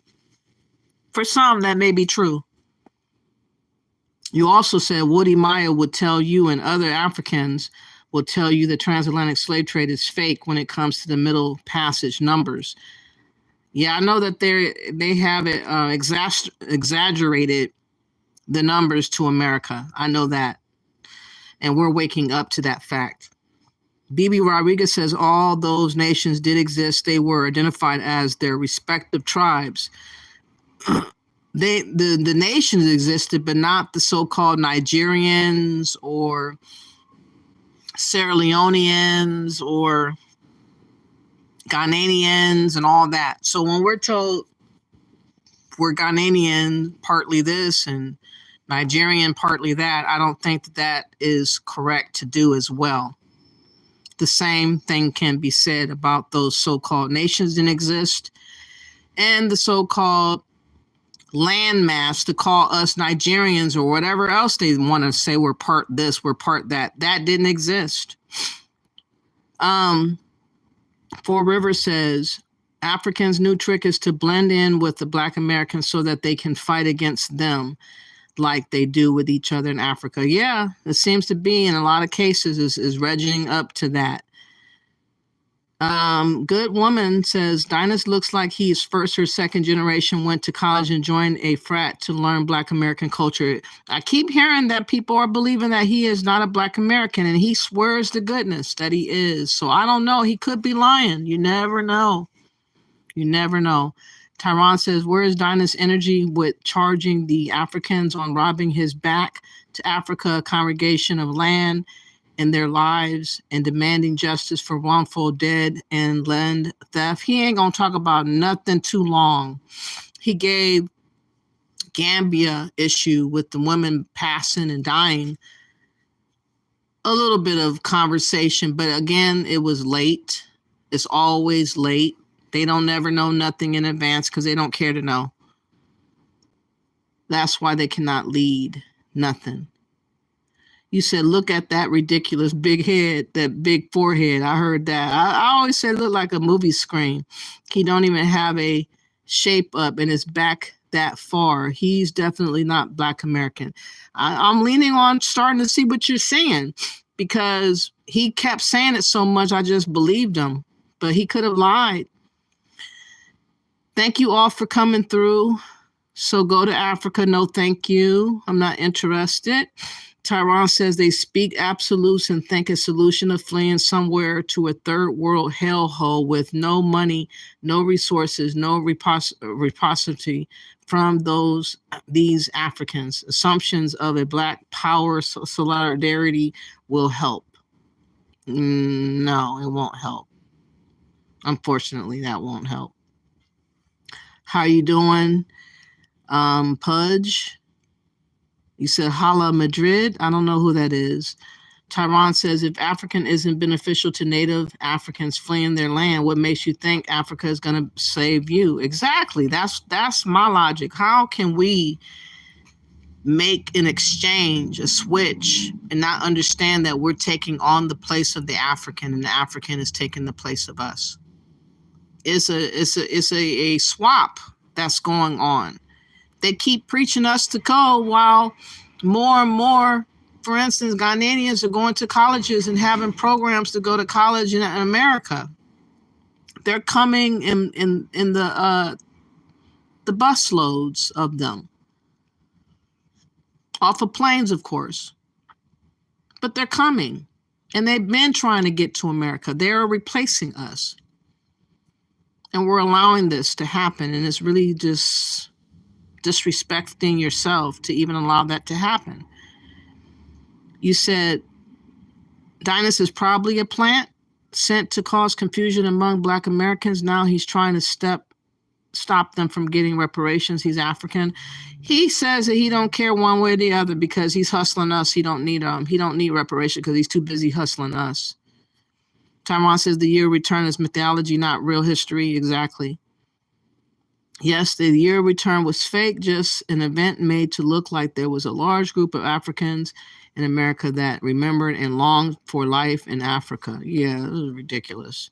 Tyrone said reparations isn't working because these wannabe Africans keep stringing along these Black immigrant tethers and allowing honorary Aryan model minorities to leapfrog over our political issues. Okay. The real punishment is that now Black Americans have to listen to these Africans that sound like they're chewing gravel when they talk, just painful. Some of it is like that. For the life of me, I have a hard time understanding Nigerians. And some of the people, the Jamaicans, are hard to understand too. Tyrone says Africans are begging for us to come. They begging us to invest in Africa. They keep speaking on our politics and talk shit about us around pale groups. They talk about us around everybody. Don't matter. Don't matter. They think they have a right to talk about us and we can't talk about them. But I say, if it's good for the goose, it's good for the gander. If you could talk about us, I could talk about you, and I could talk about Africa. And it's not the paradise that people are trying to portray it to be. It's just the reality that I have figured out, that I've discovered. And I hope that people would start resonating with my message more. This is for people that have a spirit that will listen to hear, will understand what I'm saying. And this is not hate speech, by the way. I don't hate nobody. I don't hate Africans. I don't care for Africa. I don't care that it's for us as a group of people overall. Does that mean I hate Africans? No. It just means I do not care for Africa. Just like many of them that have fled don't care for Africa either. Tyrone says African, Afro, Latinos, and the Caribbeans can't get their minds off Black America without appropriating our ethnogenesis and culture or to speak negatively about us. They want to F our people.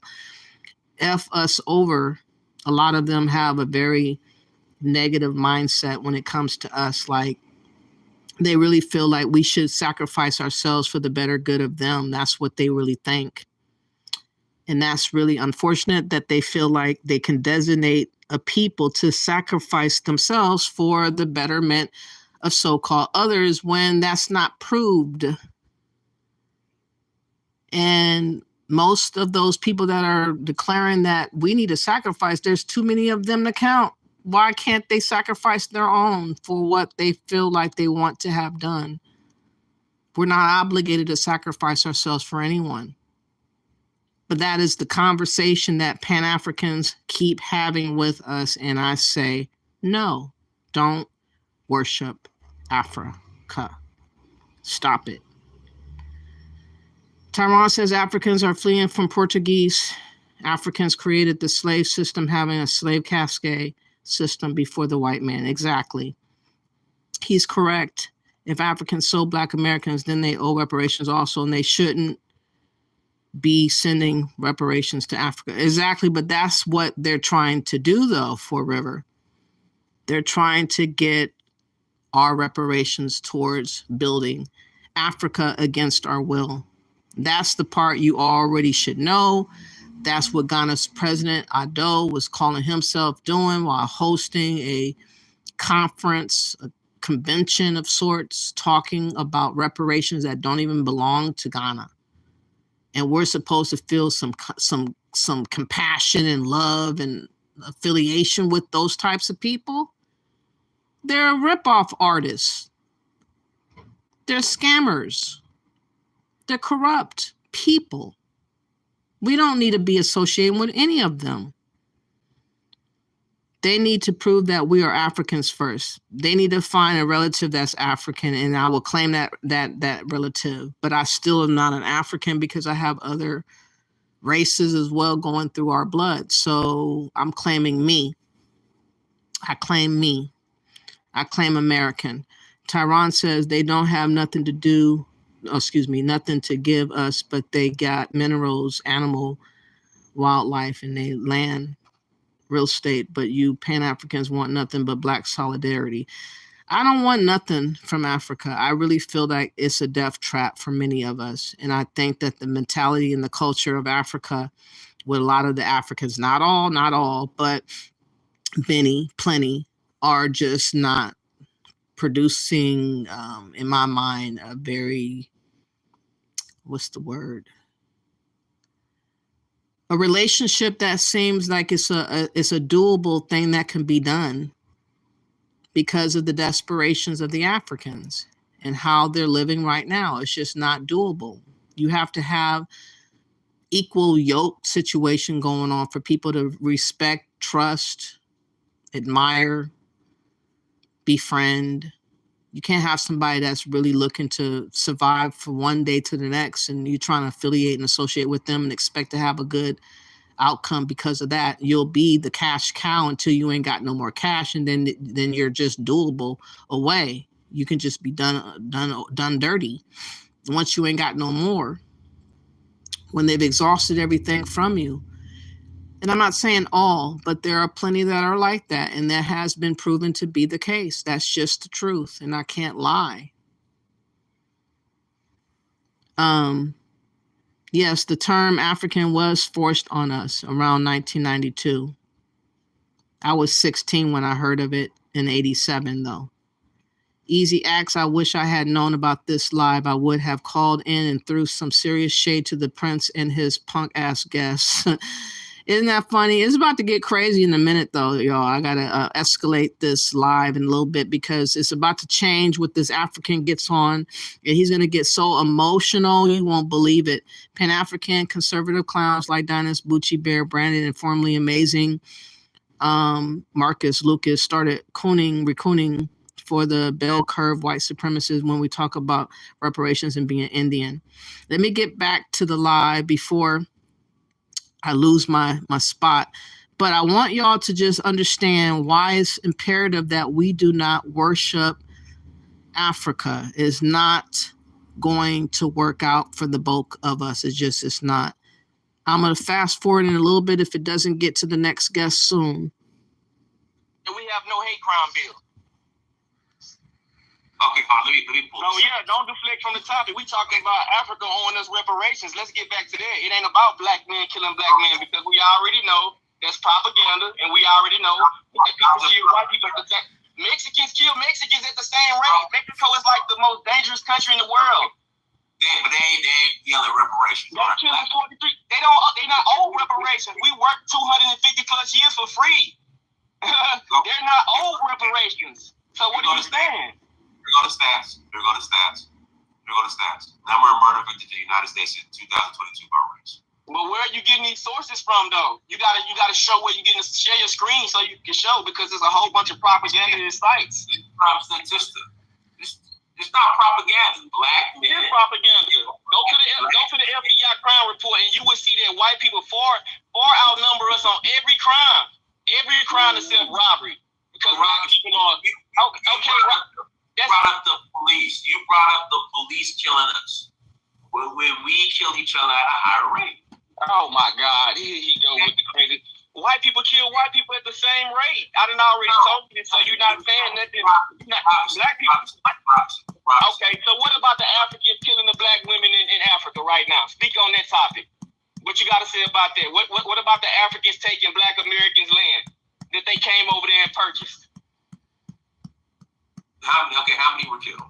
Man, it don't matter how many killed. You speak on the topic. I want you to speak on the topic. Yeah, there have been land issues. You go there all the time, so I know you got like a dual allegiance with African people when Pan-Africanism is dead. because if they wanted to help us, they would have helped us by now. Africans don't want to help us. I got an African that live across the street from me. I got a We don't want to help each other. How? That's a lie. Why are we fighting for reparations if we don't want to help each other? Ain't no fight. Ain't no fight, Robinson. There's no fight. Where's this fight? I mean, what are you saying? Nobody's going to militarily go tell the government to give us reparations. So what are you talking about? Where is this not fight? going to give you reparations either. Like, you really believe I don't care about reparations because I'm in the $1 million+ home. I'm living good. I don't even care about reparations. But I am going to be on code with my people if they want reparations. I don't need it. I'm a retired veteran, so I'm good. Black people deserve and should have reparations. I just don't believe out of the 500-year history of dealing with Europeans, I don't believe that This word reparations has really got people going stir crazy over it. Any way you slice it, any way you put it, any way it's stated, there's a lot of controversy over it. I really don't feel like we're going to get it. Ultimately, it's going to be used as a carrot, always dangling in our faces to try to promote us to do something that we best not do, should not do, ought not do. We'll see what happens with the next election. If people still going to vote for this damn Democrats, we'll see if we have woke up to the notion of what is really going on with the Democrats. would ever give anybody reparations. Hey, no, I'm with you on that. That's one thing we can agree on, but that doesn't mean that we're not owed reparations when we work. We built the country for free. Our ancestors got nothing. You don't even have to repeat that. We know that. That's off deck. That's off rip. 100%. I'm Haitian. My people directly, when we refused to pay, was robbed by the American government. They went in there and took the gold right out of our banks. I agree. So, still to this day. I know that I'm dealing with a violent, murderous group of people. So, but what I'm saying is, when I went to Africa, I've been to 6 countries in Africa, and I need to do more. But I've gone to Africa and I've been embraced. Nobody. Hold on. I gotta interject. Rob, you say you're a veteran?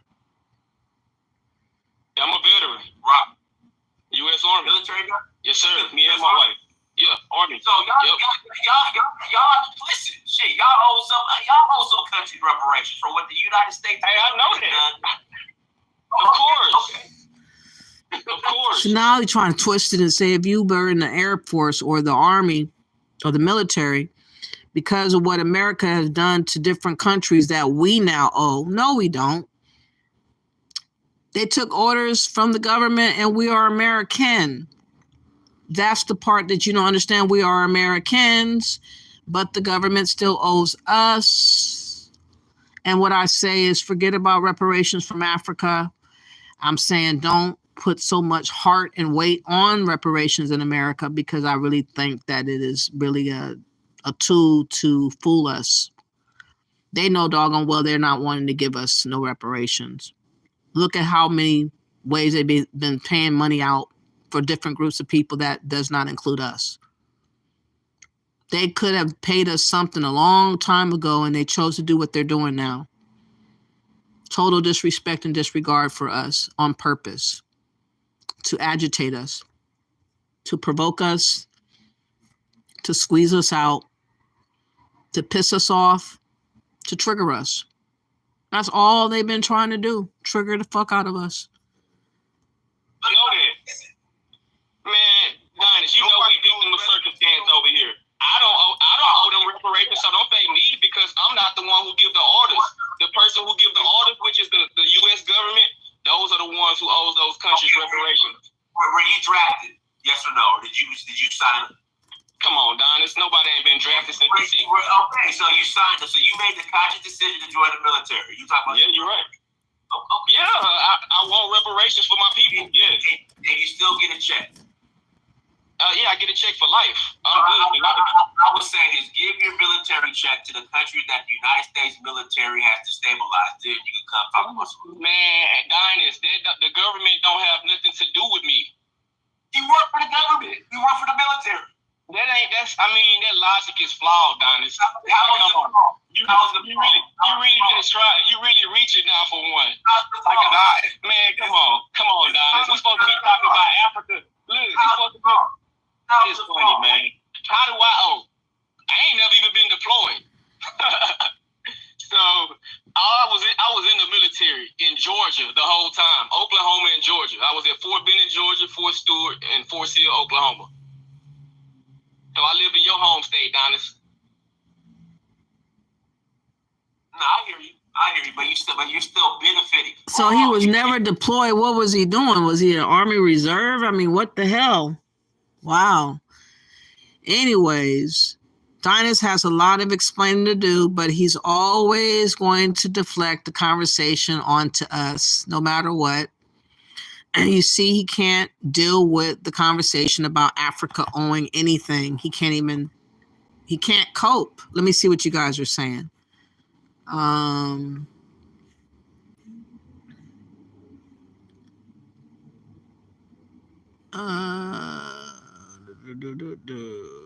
you doing? Didn't have to be here running wild. Appreciate you coming through. Thank you for that. Tyron, you got a lot of messages, man. I can't read all of them. We need to utilize our education on tech, trade, skills, ability to flip dollars to rebuild our economy in Black America community. We cannot rely on dusty black bums in our community or diaspora, Tyron says. D. Myrick says, remember when white used to be the racist? Boy, times sure have changed. I'm not a racist. If you feel that way, then oh well. I'm anti-Africa because it's a trap for us. And more of our deaths, I guess you won't bat an eye. Most people don't bat an eye about our deaths. People just like, oh, another one on the news. Did you read about such and such? Did you catch that clip on the news feed? Did you see any of those things? That's all y'all say. Y'all just entertain to read about deaths in the obituary. If it's our deaths. Then if everybody else dies, it's, oh my God, can you believe a human life was just taken? Oh, I can't relate anymore. Oh my, but us, oh, another one bites the dust. And another one, and another one. Another one bites the dust. Y'all don't care. I see it clearly now. The sad thing is that many repats don't realize they've been tricked into going to Africa until they sold everything to live there. Exactly. Four Rivers, you got me. There's some people that get me and others cannot. Let go of the past and move on, my brothers and sisters. We're not going to be able to let go of the past. That's our foundation. The foundation of the past is your foundation. You cannot escape it. Education is the key.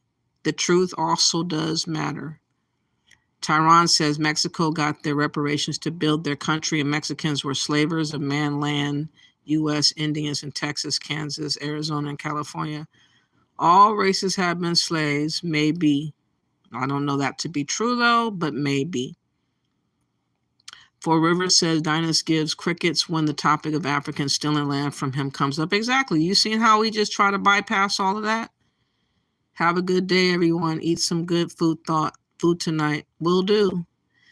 Lynn says, I noticed Penny's talking points. It's obvious that Penny's don't like Black Americans. That's why I wouldn't do it. Listen to a word they say, I guess you said, meant. Yes, the best way to end racism is to stop talking about it. I don't know. I think that's still going to happen, regardless if it's happening. Four Rivers says Black Americans have to be careful with signing up for any current reparations deals. The devil will most likely be in the detail or in the deal. Yes, as they like to say. Yeah, the devil's in the details. Michael Ferguson, reparations won't change the consciousness of our people. Just saying. For some, it might jar a different way of thinking. You can't say all of them will just lose their mind. A lot of people expect us to just go wicked wild. I think a lot of people will be calmed. But again, I'm not putting my eggs in that basket. I really don't think we're going to see it.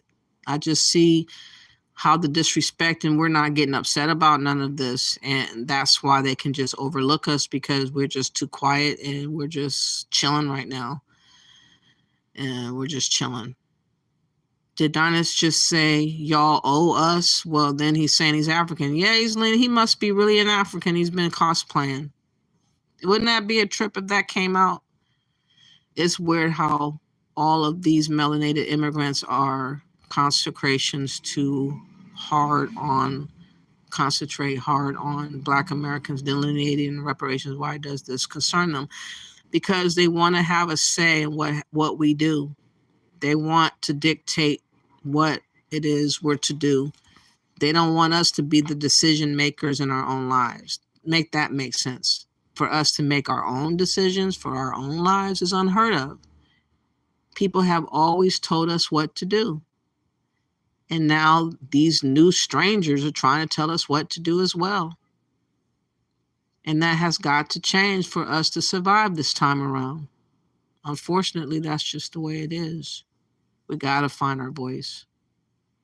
We don't have a choice, really. It's heating up everywhere. Everywhere is heating up. There ain't no escape.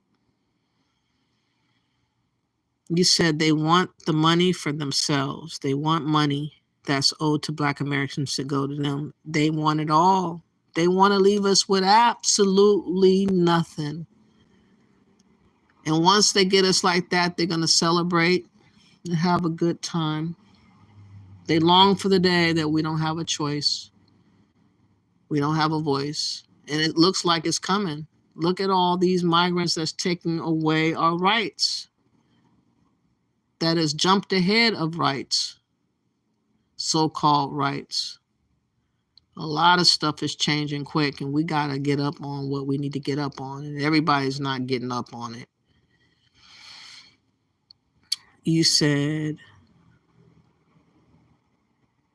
okay, all of these dark-skinned immigrants want to be Black Americans and speak for us. They have an agenda, and it's getting more and more obvious every day. Yeah, it surely is. You ain't never lied, Lynn. How you doing? Pan-Africans and Black Americans aren't being serious about our survival. No, they're not. They're playing dumb.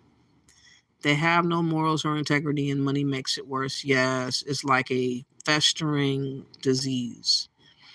Four Rivers says all the immigrants want the money owed to Black Americans. Exactly. They're lining up for it right now. Yes, in the sanctuary cities, they're getting our reparations right now.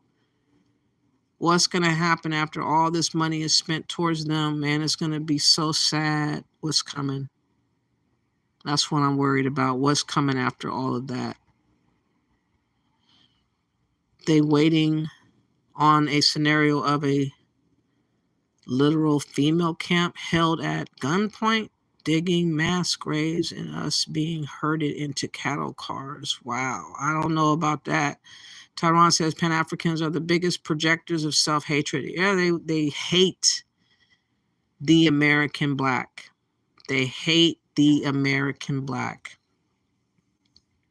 Pan-Africans hate the American Black.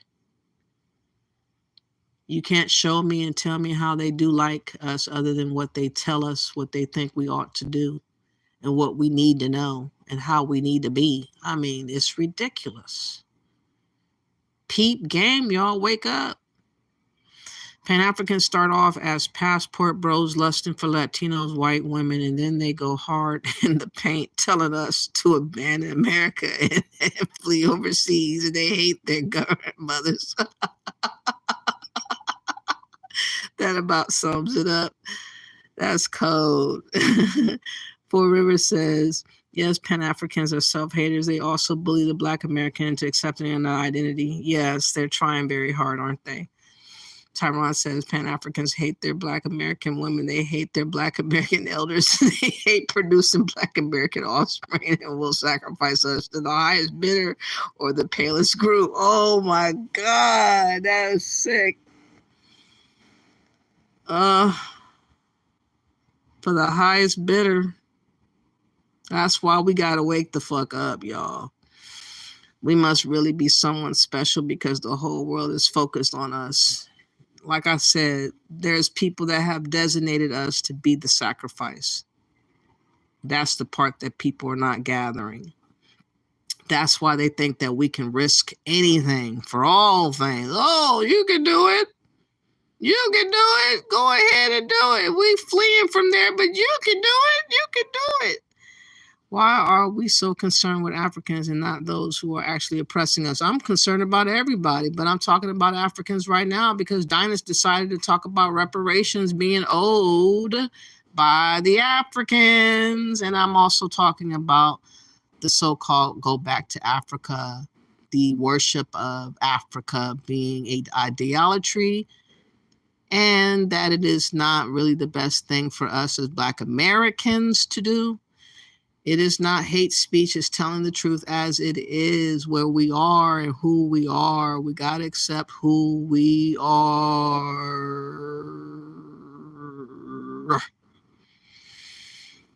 Okay. We must really be okay, I read that. Same with Afro Think Tank. Yes. No disrespect, sister. Thank you. I appreciate that.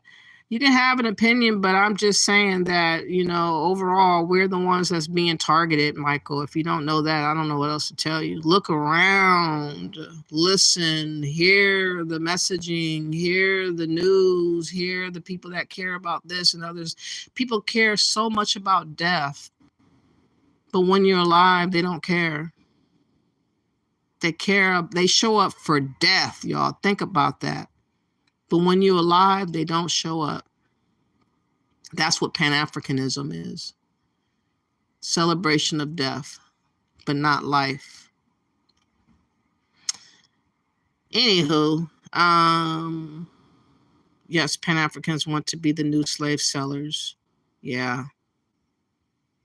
Play that clip of that yellow mutt Afro think tank talking shit and dinging up Africa. Not right now. It makes no sense to flee to a place that Africans are fleeing from. No, it don't. Afro think tank made his grave bed taking hellish about us bigging up Africa. He always does. The best way to end rain is to stop the talking it. I don't know what to say. Oh, let me get to the part where the guy loses control. I'm going to give it one more minute, and I'm going to fast forward it in just a smidgen. He's supposed to be showing up. He just hasn't spoke yet. But you're still benefiting off the U.S. Look, Dynas, everybody is benefiting off the U.S. government from slavery. This country wouldn't be created if our people didn't create it through free labor. So everybody that came over here after our people did the labor to create the country, they benefit. Right now, if you come to this country, you benefiting because the country started off free labor from slavery. Yeah, but you don't. I mean, my black people fought in the military and still didn't get paid. So I owe what I'm getting for my grandparents being in the military and not getting paid. So what you saying? Are they drafted? I mean, that's besides the point. They did their job. I don't know. In the military.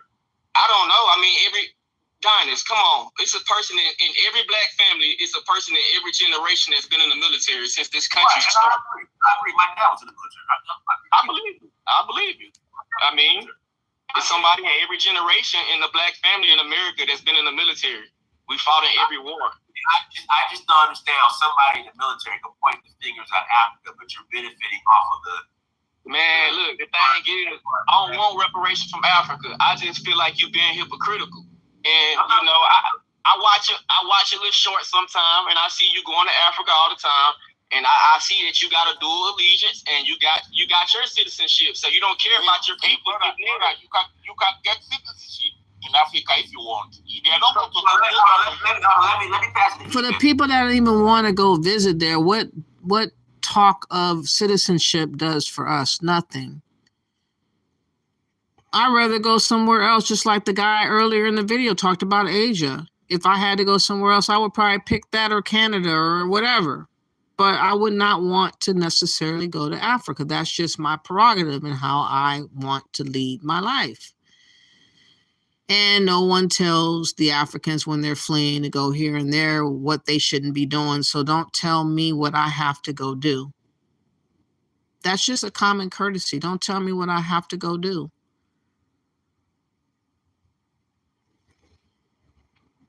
E-Man. E-Man, unmute yourself, E-Man.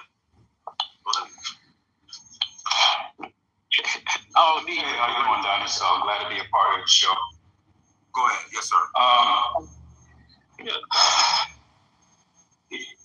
Okay, Africans. So he's about to get butthurt, and then the next guy after him is about to be even more butthurt. Here we go.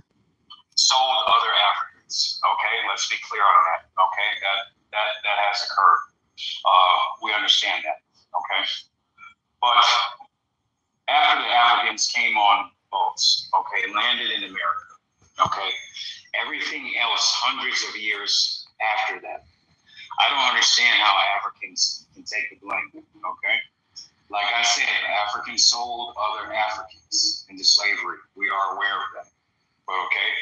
The acceptance of government assistance, the abuse that Africans went through when they got to America, okay?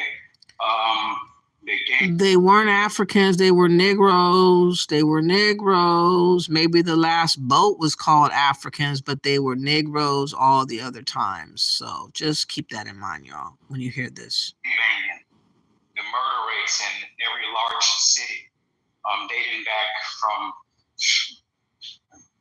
the 60s all the way till now, okay? A lot of our females coinciding and aligning themselves with the government, breaking up the family, okay? A lot of our females. What is he talking about? You don't own us.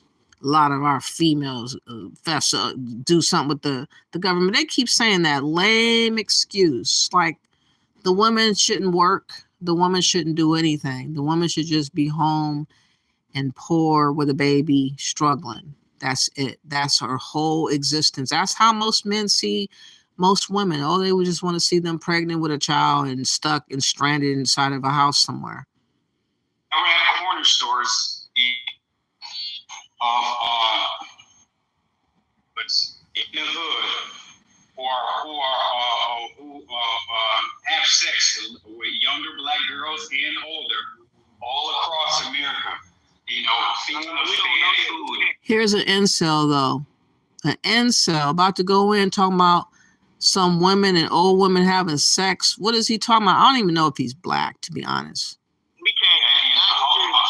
You projecting, man. You can't. I'm not projecting nothing. Don't cut me off. Have you seen it firsthand? Don't cut me off, brother, please. Have you seen it firsthand? I've been to 46 cities. I've been to 15 countries. You understand? You calling my black American? I don't know who you are, but I'm well traveled. And please let me finish, sir. Yeah, I'm gonna let you finish because that's disrespectful. Thank you. And Donnie, you should have respect for your lineage enough to check this man on something like that. To say that Arab store owners are having sex with our women. That's crazy. A lot of them are, but let me finish. It's like prostitution. You saying basically black American women are prostitutes. Pretty much. Did I say all? Come on, get out of your feelings, dude, and let me finish. Anyway, I know he's just throwing stuff out there, okay? There's a lot of, basically what I'm getting at, there's a numerous amount of things that have occurred after that, okay? Which you can go come up to an African, hey, what is government assistance? What is that? What is, booty shaking twerking videos? I'm sure they see it by now, with all the internet stuff that's going on out here. But anyway, what I'm getting at, a lot of things have occurred after that ship left Africa, okay? And that's this government, that's these white folks. Again, trying to lessen up the noose around the blame of what the Africans also were partakers of. They just want the white people to hold the whole entire blame, and we're supposed to just look past it. It's very interesting. That have set up these things, okay, the burning of many cities that could have been in the billions by now. Your Floridas, your Oklahomas, even North Carolina, okay? You had a lot of prosperous black business there that should have been in the billions by now. Are Africans the result of those burning down? They sold the people, right? Okay. If your story is they see, that's what I'm saying. That's all we can go on.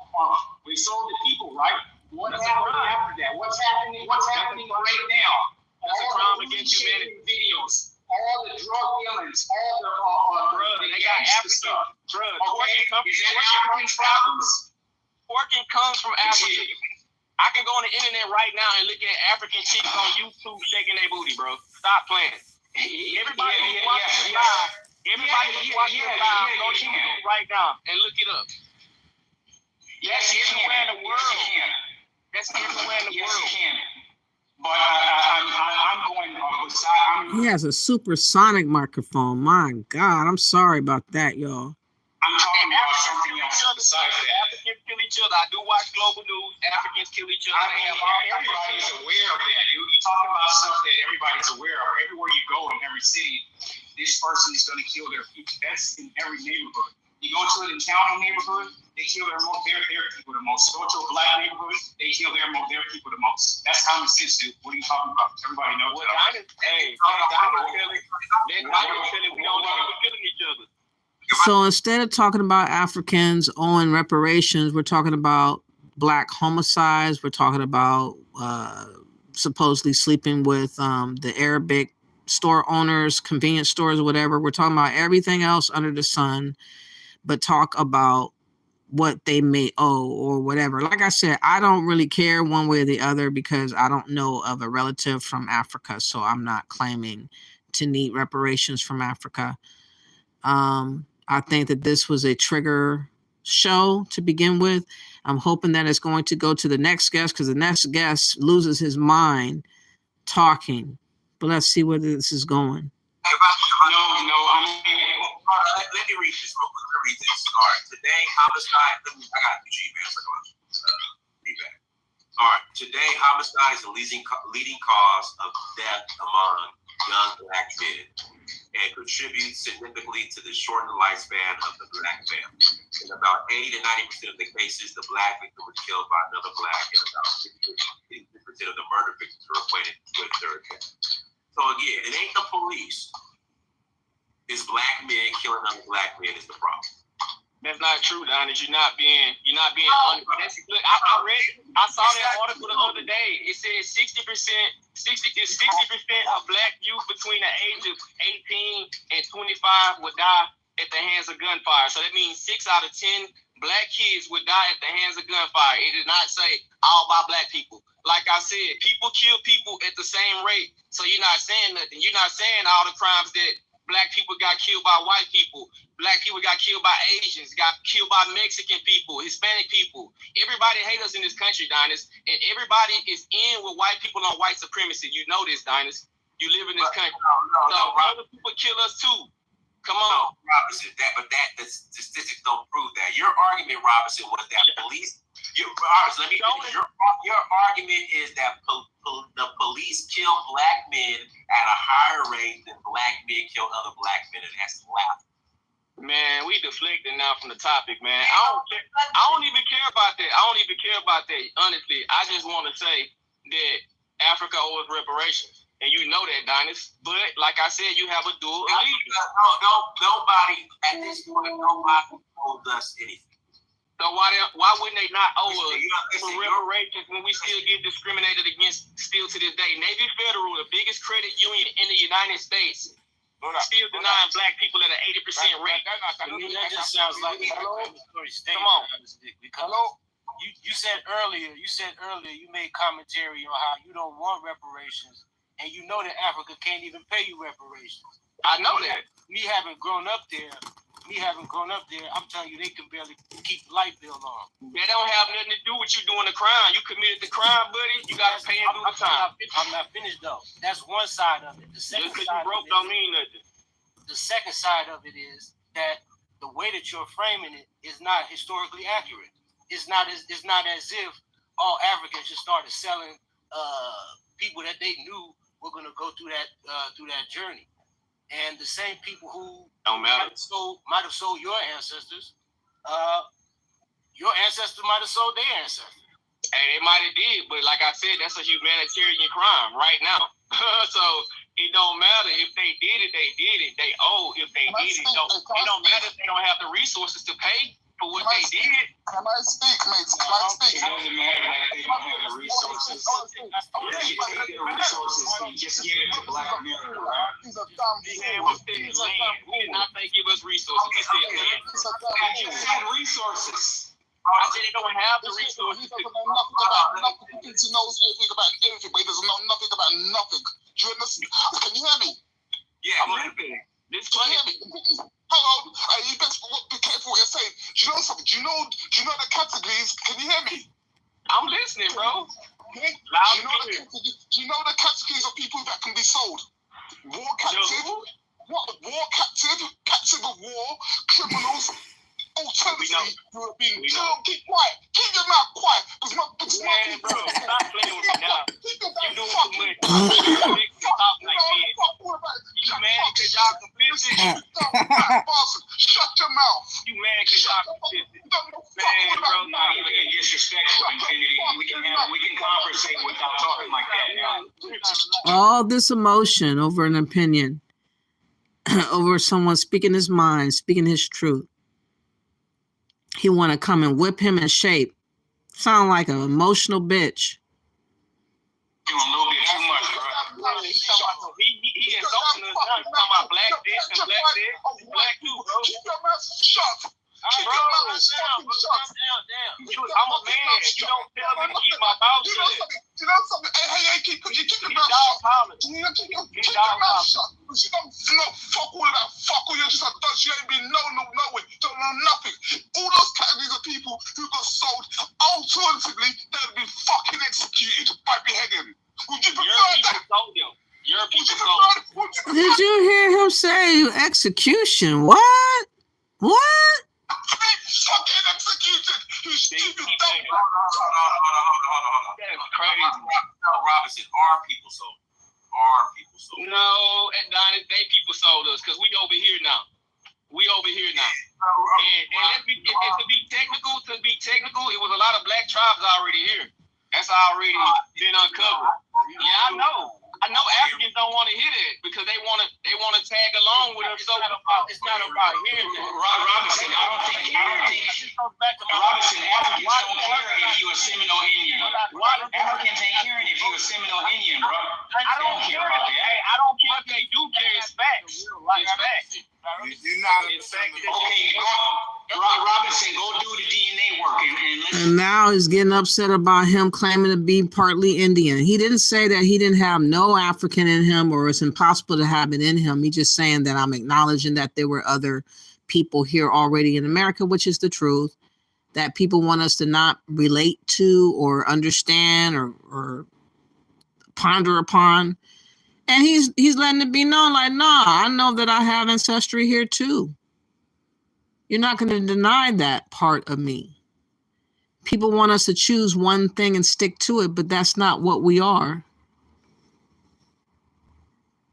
That's not who we are. We are Americans. We have been here for hundreds of years and we are all mixed up and we have our own spirit, our own mind. We worship our own God. We have our own culture. We relate differently from other cultures. People are not respecting anything about us. And people are saying that we're not enough. Change your ways, change your identity, change to be called this now. Change your name, change. No, you change. Get the fuck out of my face with that though. So I applaud him for having his own mouth, his own voice to speak on how he thinks and what he sees, because it was challenging, and you're going to see that in a minute.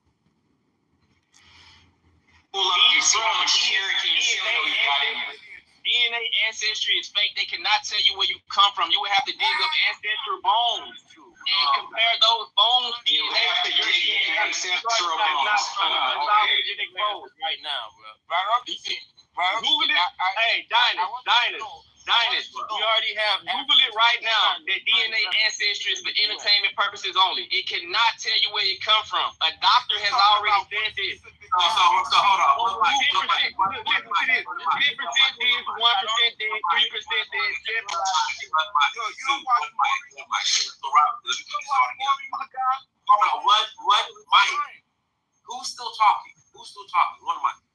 get this. Let me put this all together. So, the police have killed more black men. Black men killing other black men. Here he going back to this topic. Right, but that's what you said. Now you're saying that you're a Native American. I ain't say Native American. Native American is a term coined by the American government from people from East Asia.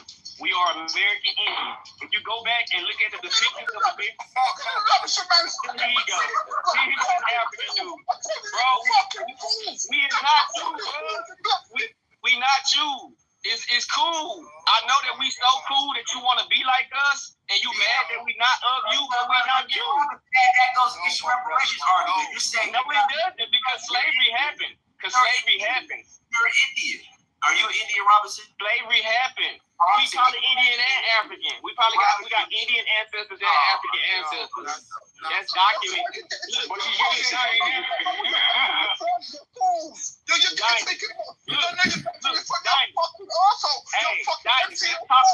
he sound like a chihuahua right now. That the African guy that can't even control himself right now. This shit is getting funny right here. Talk about the American Indians that was taking the slaves to North Africa.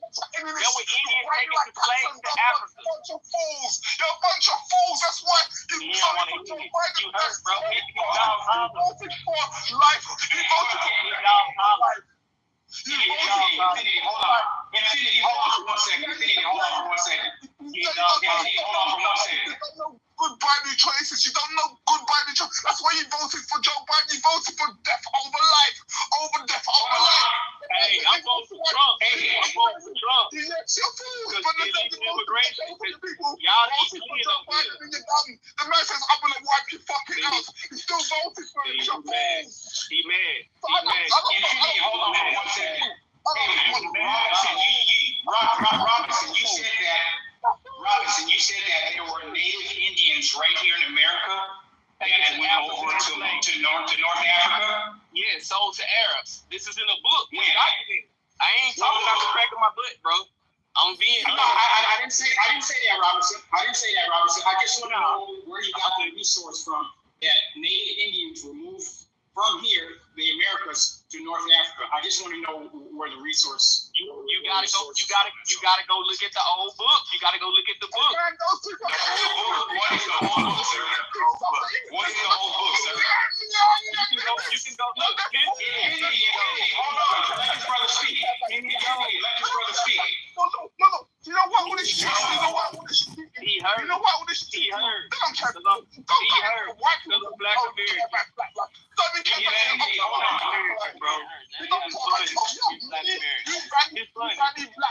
Less than you value, but then the white people value your lives. You can't see it. We don't value their life. They own Africa. You can't get your own resources off the ground. You can't get your own resources. You're just a fucking white. You're just a white man in black skin. You know, Jackson shit cunts. You're cunts. You can't get your resources. Like fools on the street. Like what's happened in the past, you don't care for yourselves. You don't care. It's like a savage deposition. It's like an addiction. The murder rate over there. And it's like sick. And the thing LGBT bullshit as well. It's sick. And you can speak about, you can't speak about nothing. I'll tell you something, most white slave traders were more fucking humane than you are. See my answer? Black lives over there. From execution. See my answer? You don't understand the slave trade. No,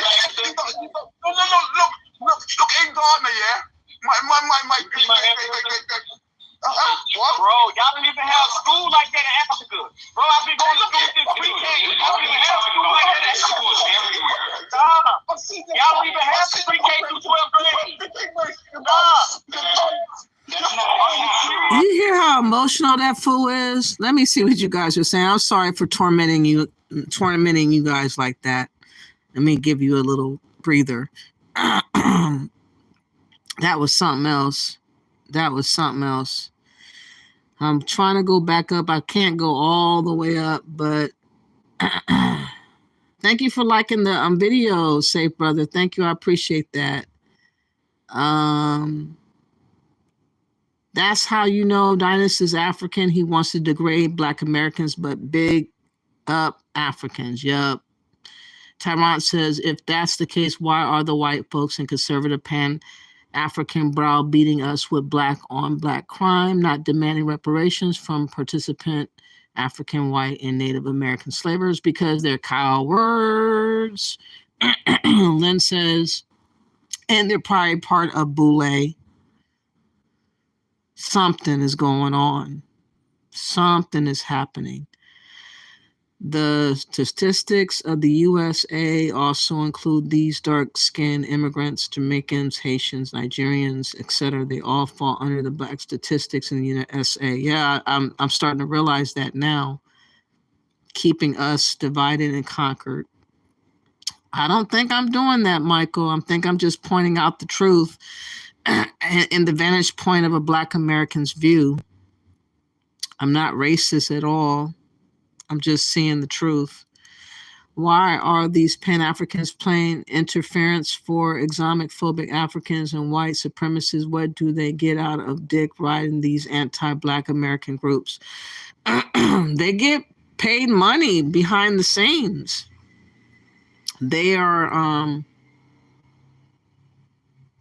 causing havoc and chaos. Black of the bus, Fabian. How you doing? Or Fabian. Why is the African ranting and screaming about Black American ancestors, his ancestors sold into slavery? Because he's an idiot. Come work on my plantation. Okay, block him. Let me see. Let me block you. Put you on timeout for 24 hours. You go to somebody's plantation. Goodbye. Hi, Charlie Shaw. If anybody's talking about plantations and stupid shit like that, please block them or give them a whole day timeout. Don't let them just rock into the in the chat room like that. Lynn says, I just wish these people would just leave Black Americans alone. We don't care about Africans. We are not Africans. We are Americans.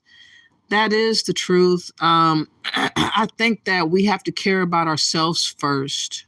I think that we're not caring about ourselves at all, which leaves room for people to come in and take advantage of us because we don't have confidence within ourselves. And we've been listening to a whole lot of different people speaking to us, at us about different things. And again, they're trying to influence us to do things. And a lot of us are getting caught up. And this go back to Africa. Crime in America is high, period. It's higher in Black American community because that's where the illegal drug trade is allowed to flourish. Other nations don't have that. And the nation that leads to crime. Yeah. Leave us alone. I thought separating was what they wanted. Some of them say they want separation, but they don't mean it. We are Americans. We are a Combo nation. I have Native Americans and my ancestry is also Europeans. I have done the genealogy. I surmise that most of us are partly like all of that, all the above, like we have. I don't know anything about the African. I just know that I can trace, a name to this landmass. And I think that the landmass that I'm on is most important to identify relatives than it is in Africa. That's just the truth. And you can't identify those in Africa because they've been gone for centuries. So a lot of people died off. A whole lot of things have happened and transpired. You have to live in the now. You have to know the past, but you have to live in the now. Pan-Africans act like we ain't got the American Indian diaspora DNA or European diaspora DNA, Asian diaspora DNA, but we're exclusively pure blood Bantu absolutes when we are owed inheritance from all. Exactly. Like everybody had their dealings with us on one level or another. And that's just the truth. How you doing, Miss D? You said the average Black American don't care about Africans. That's why Africans are having forums like that is to force Black Americans into their conversations. Yeah, that's exactly what it appears to be. Imposement of their conversations onto us. Why these niggas crying and getting mad about our ethnogenesis? because he has a problem, don't he? I have to catch the replay. Okay. The hate is real. It is. How you doing, Aaron? Thank you for coming back.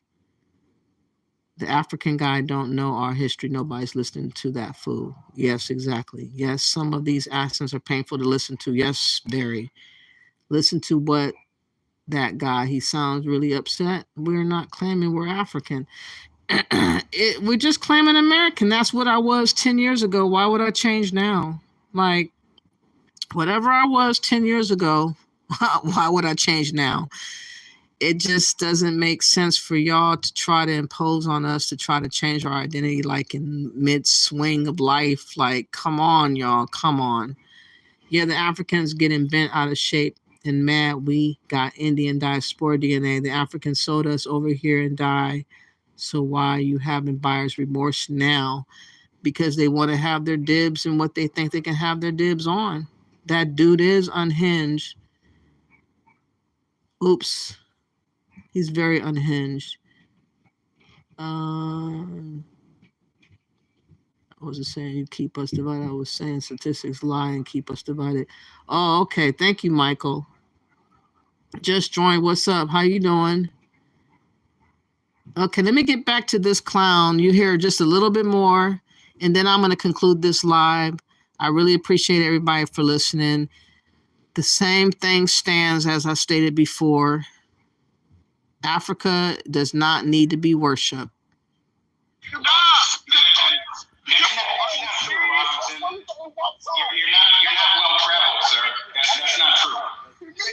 They go to pre-K. Yes, they go to pre-K, bro. And another thing you didn't know, Robinson, a lot of those African students, the curriculum that they take, they're more advanced than us. Why does that guy think it's okay to have a microphone that loud, though? I mean, come on. It's like going through my skull right now, penetrating my skull. Oh, my God. Could y'all feel that? Let me turn this down a smidgen, but you might not hear the other guy yapping like he's doing. But yeah, that microphone is too powerful. Why they come to HBCU then? They struggling trying to get to an HBCU.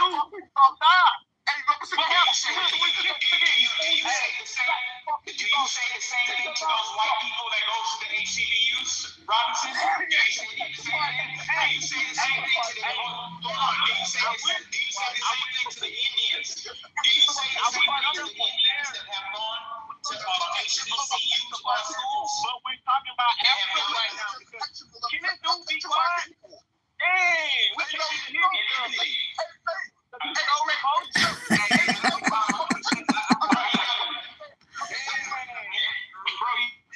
Again, we'll never have an understanding because people just don't want to respect what we believe, what we say, how we feel.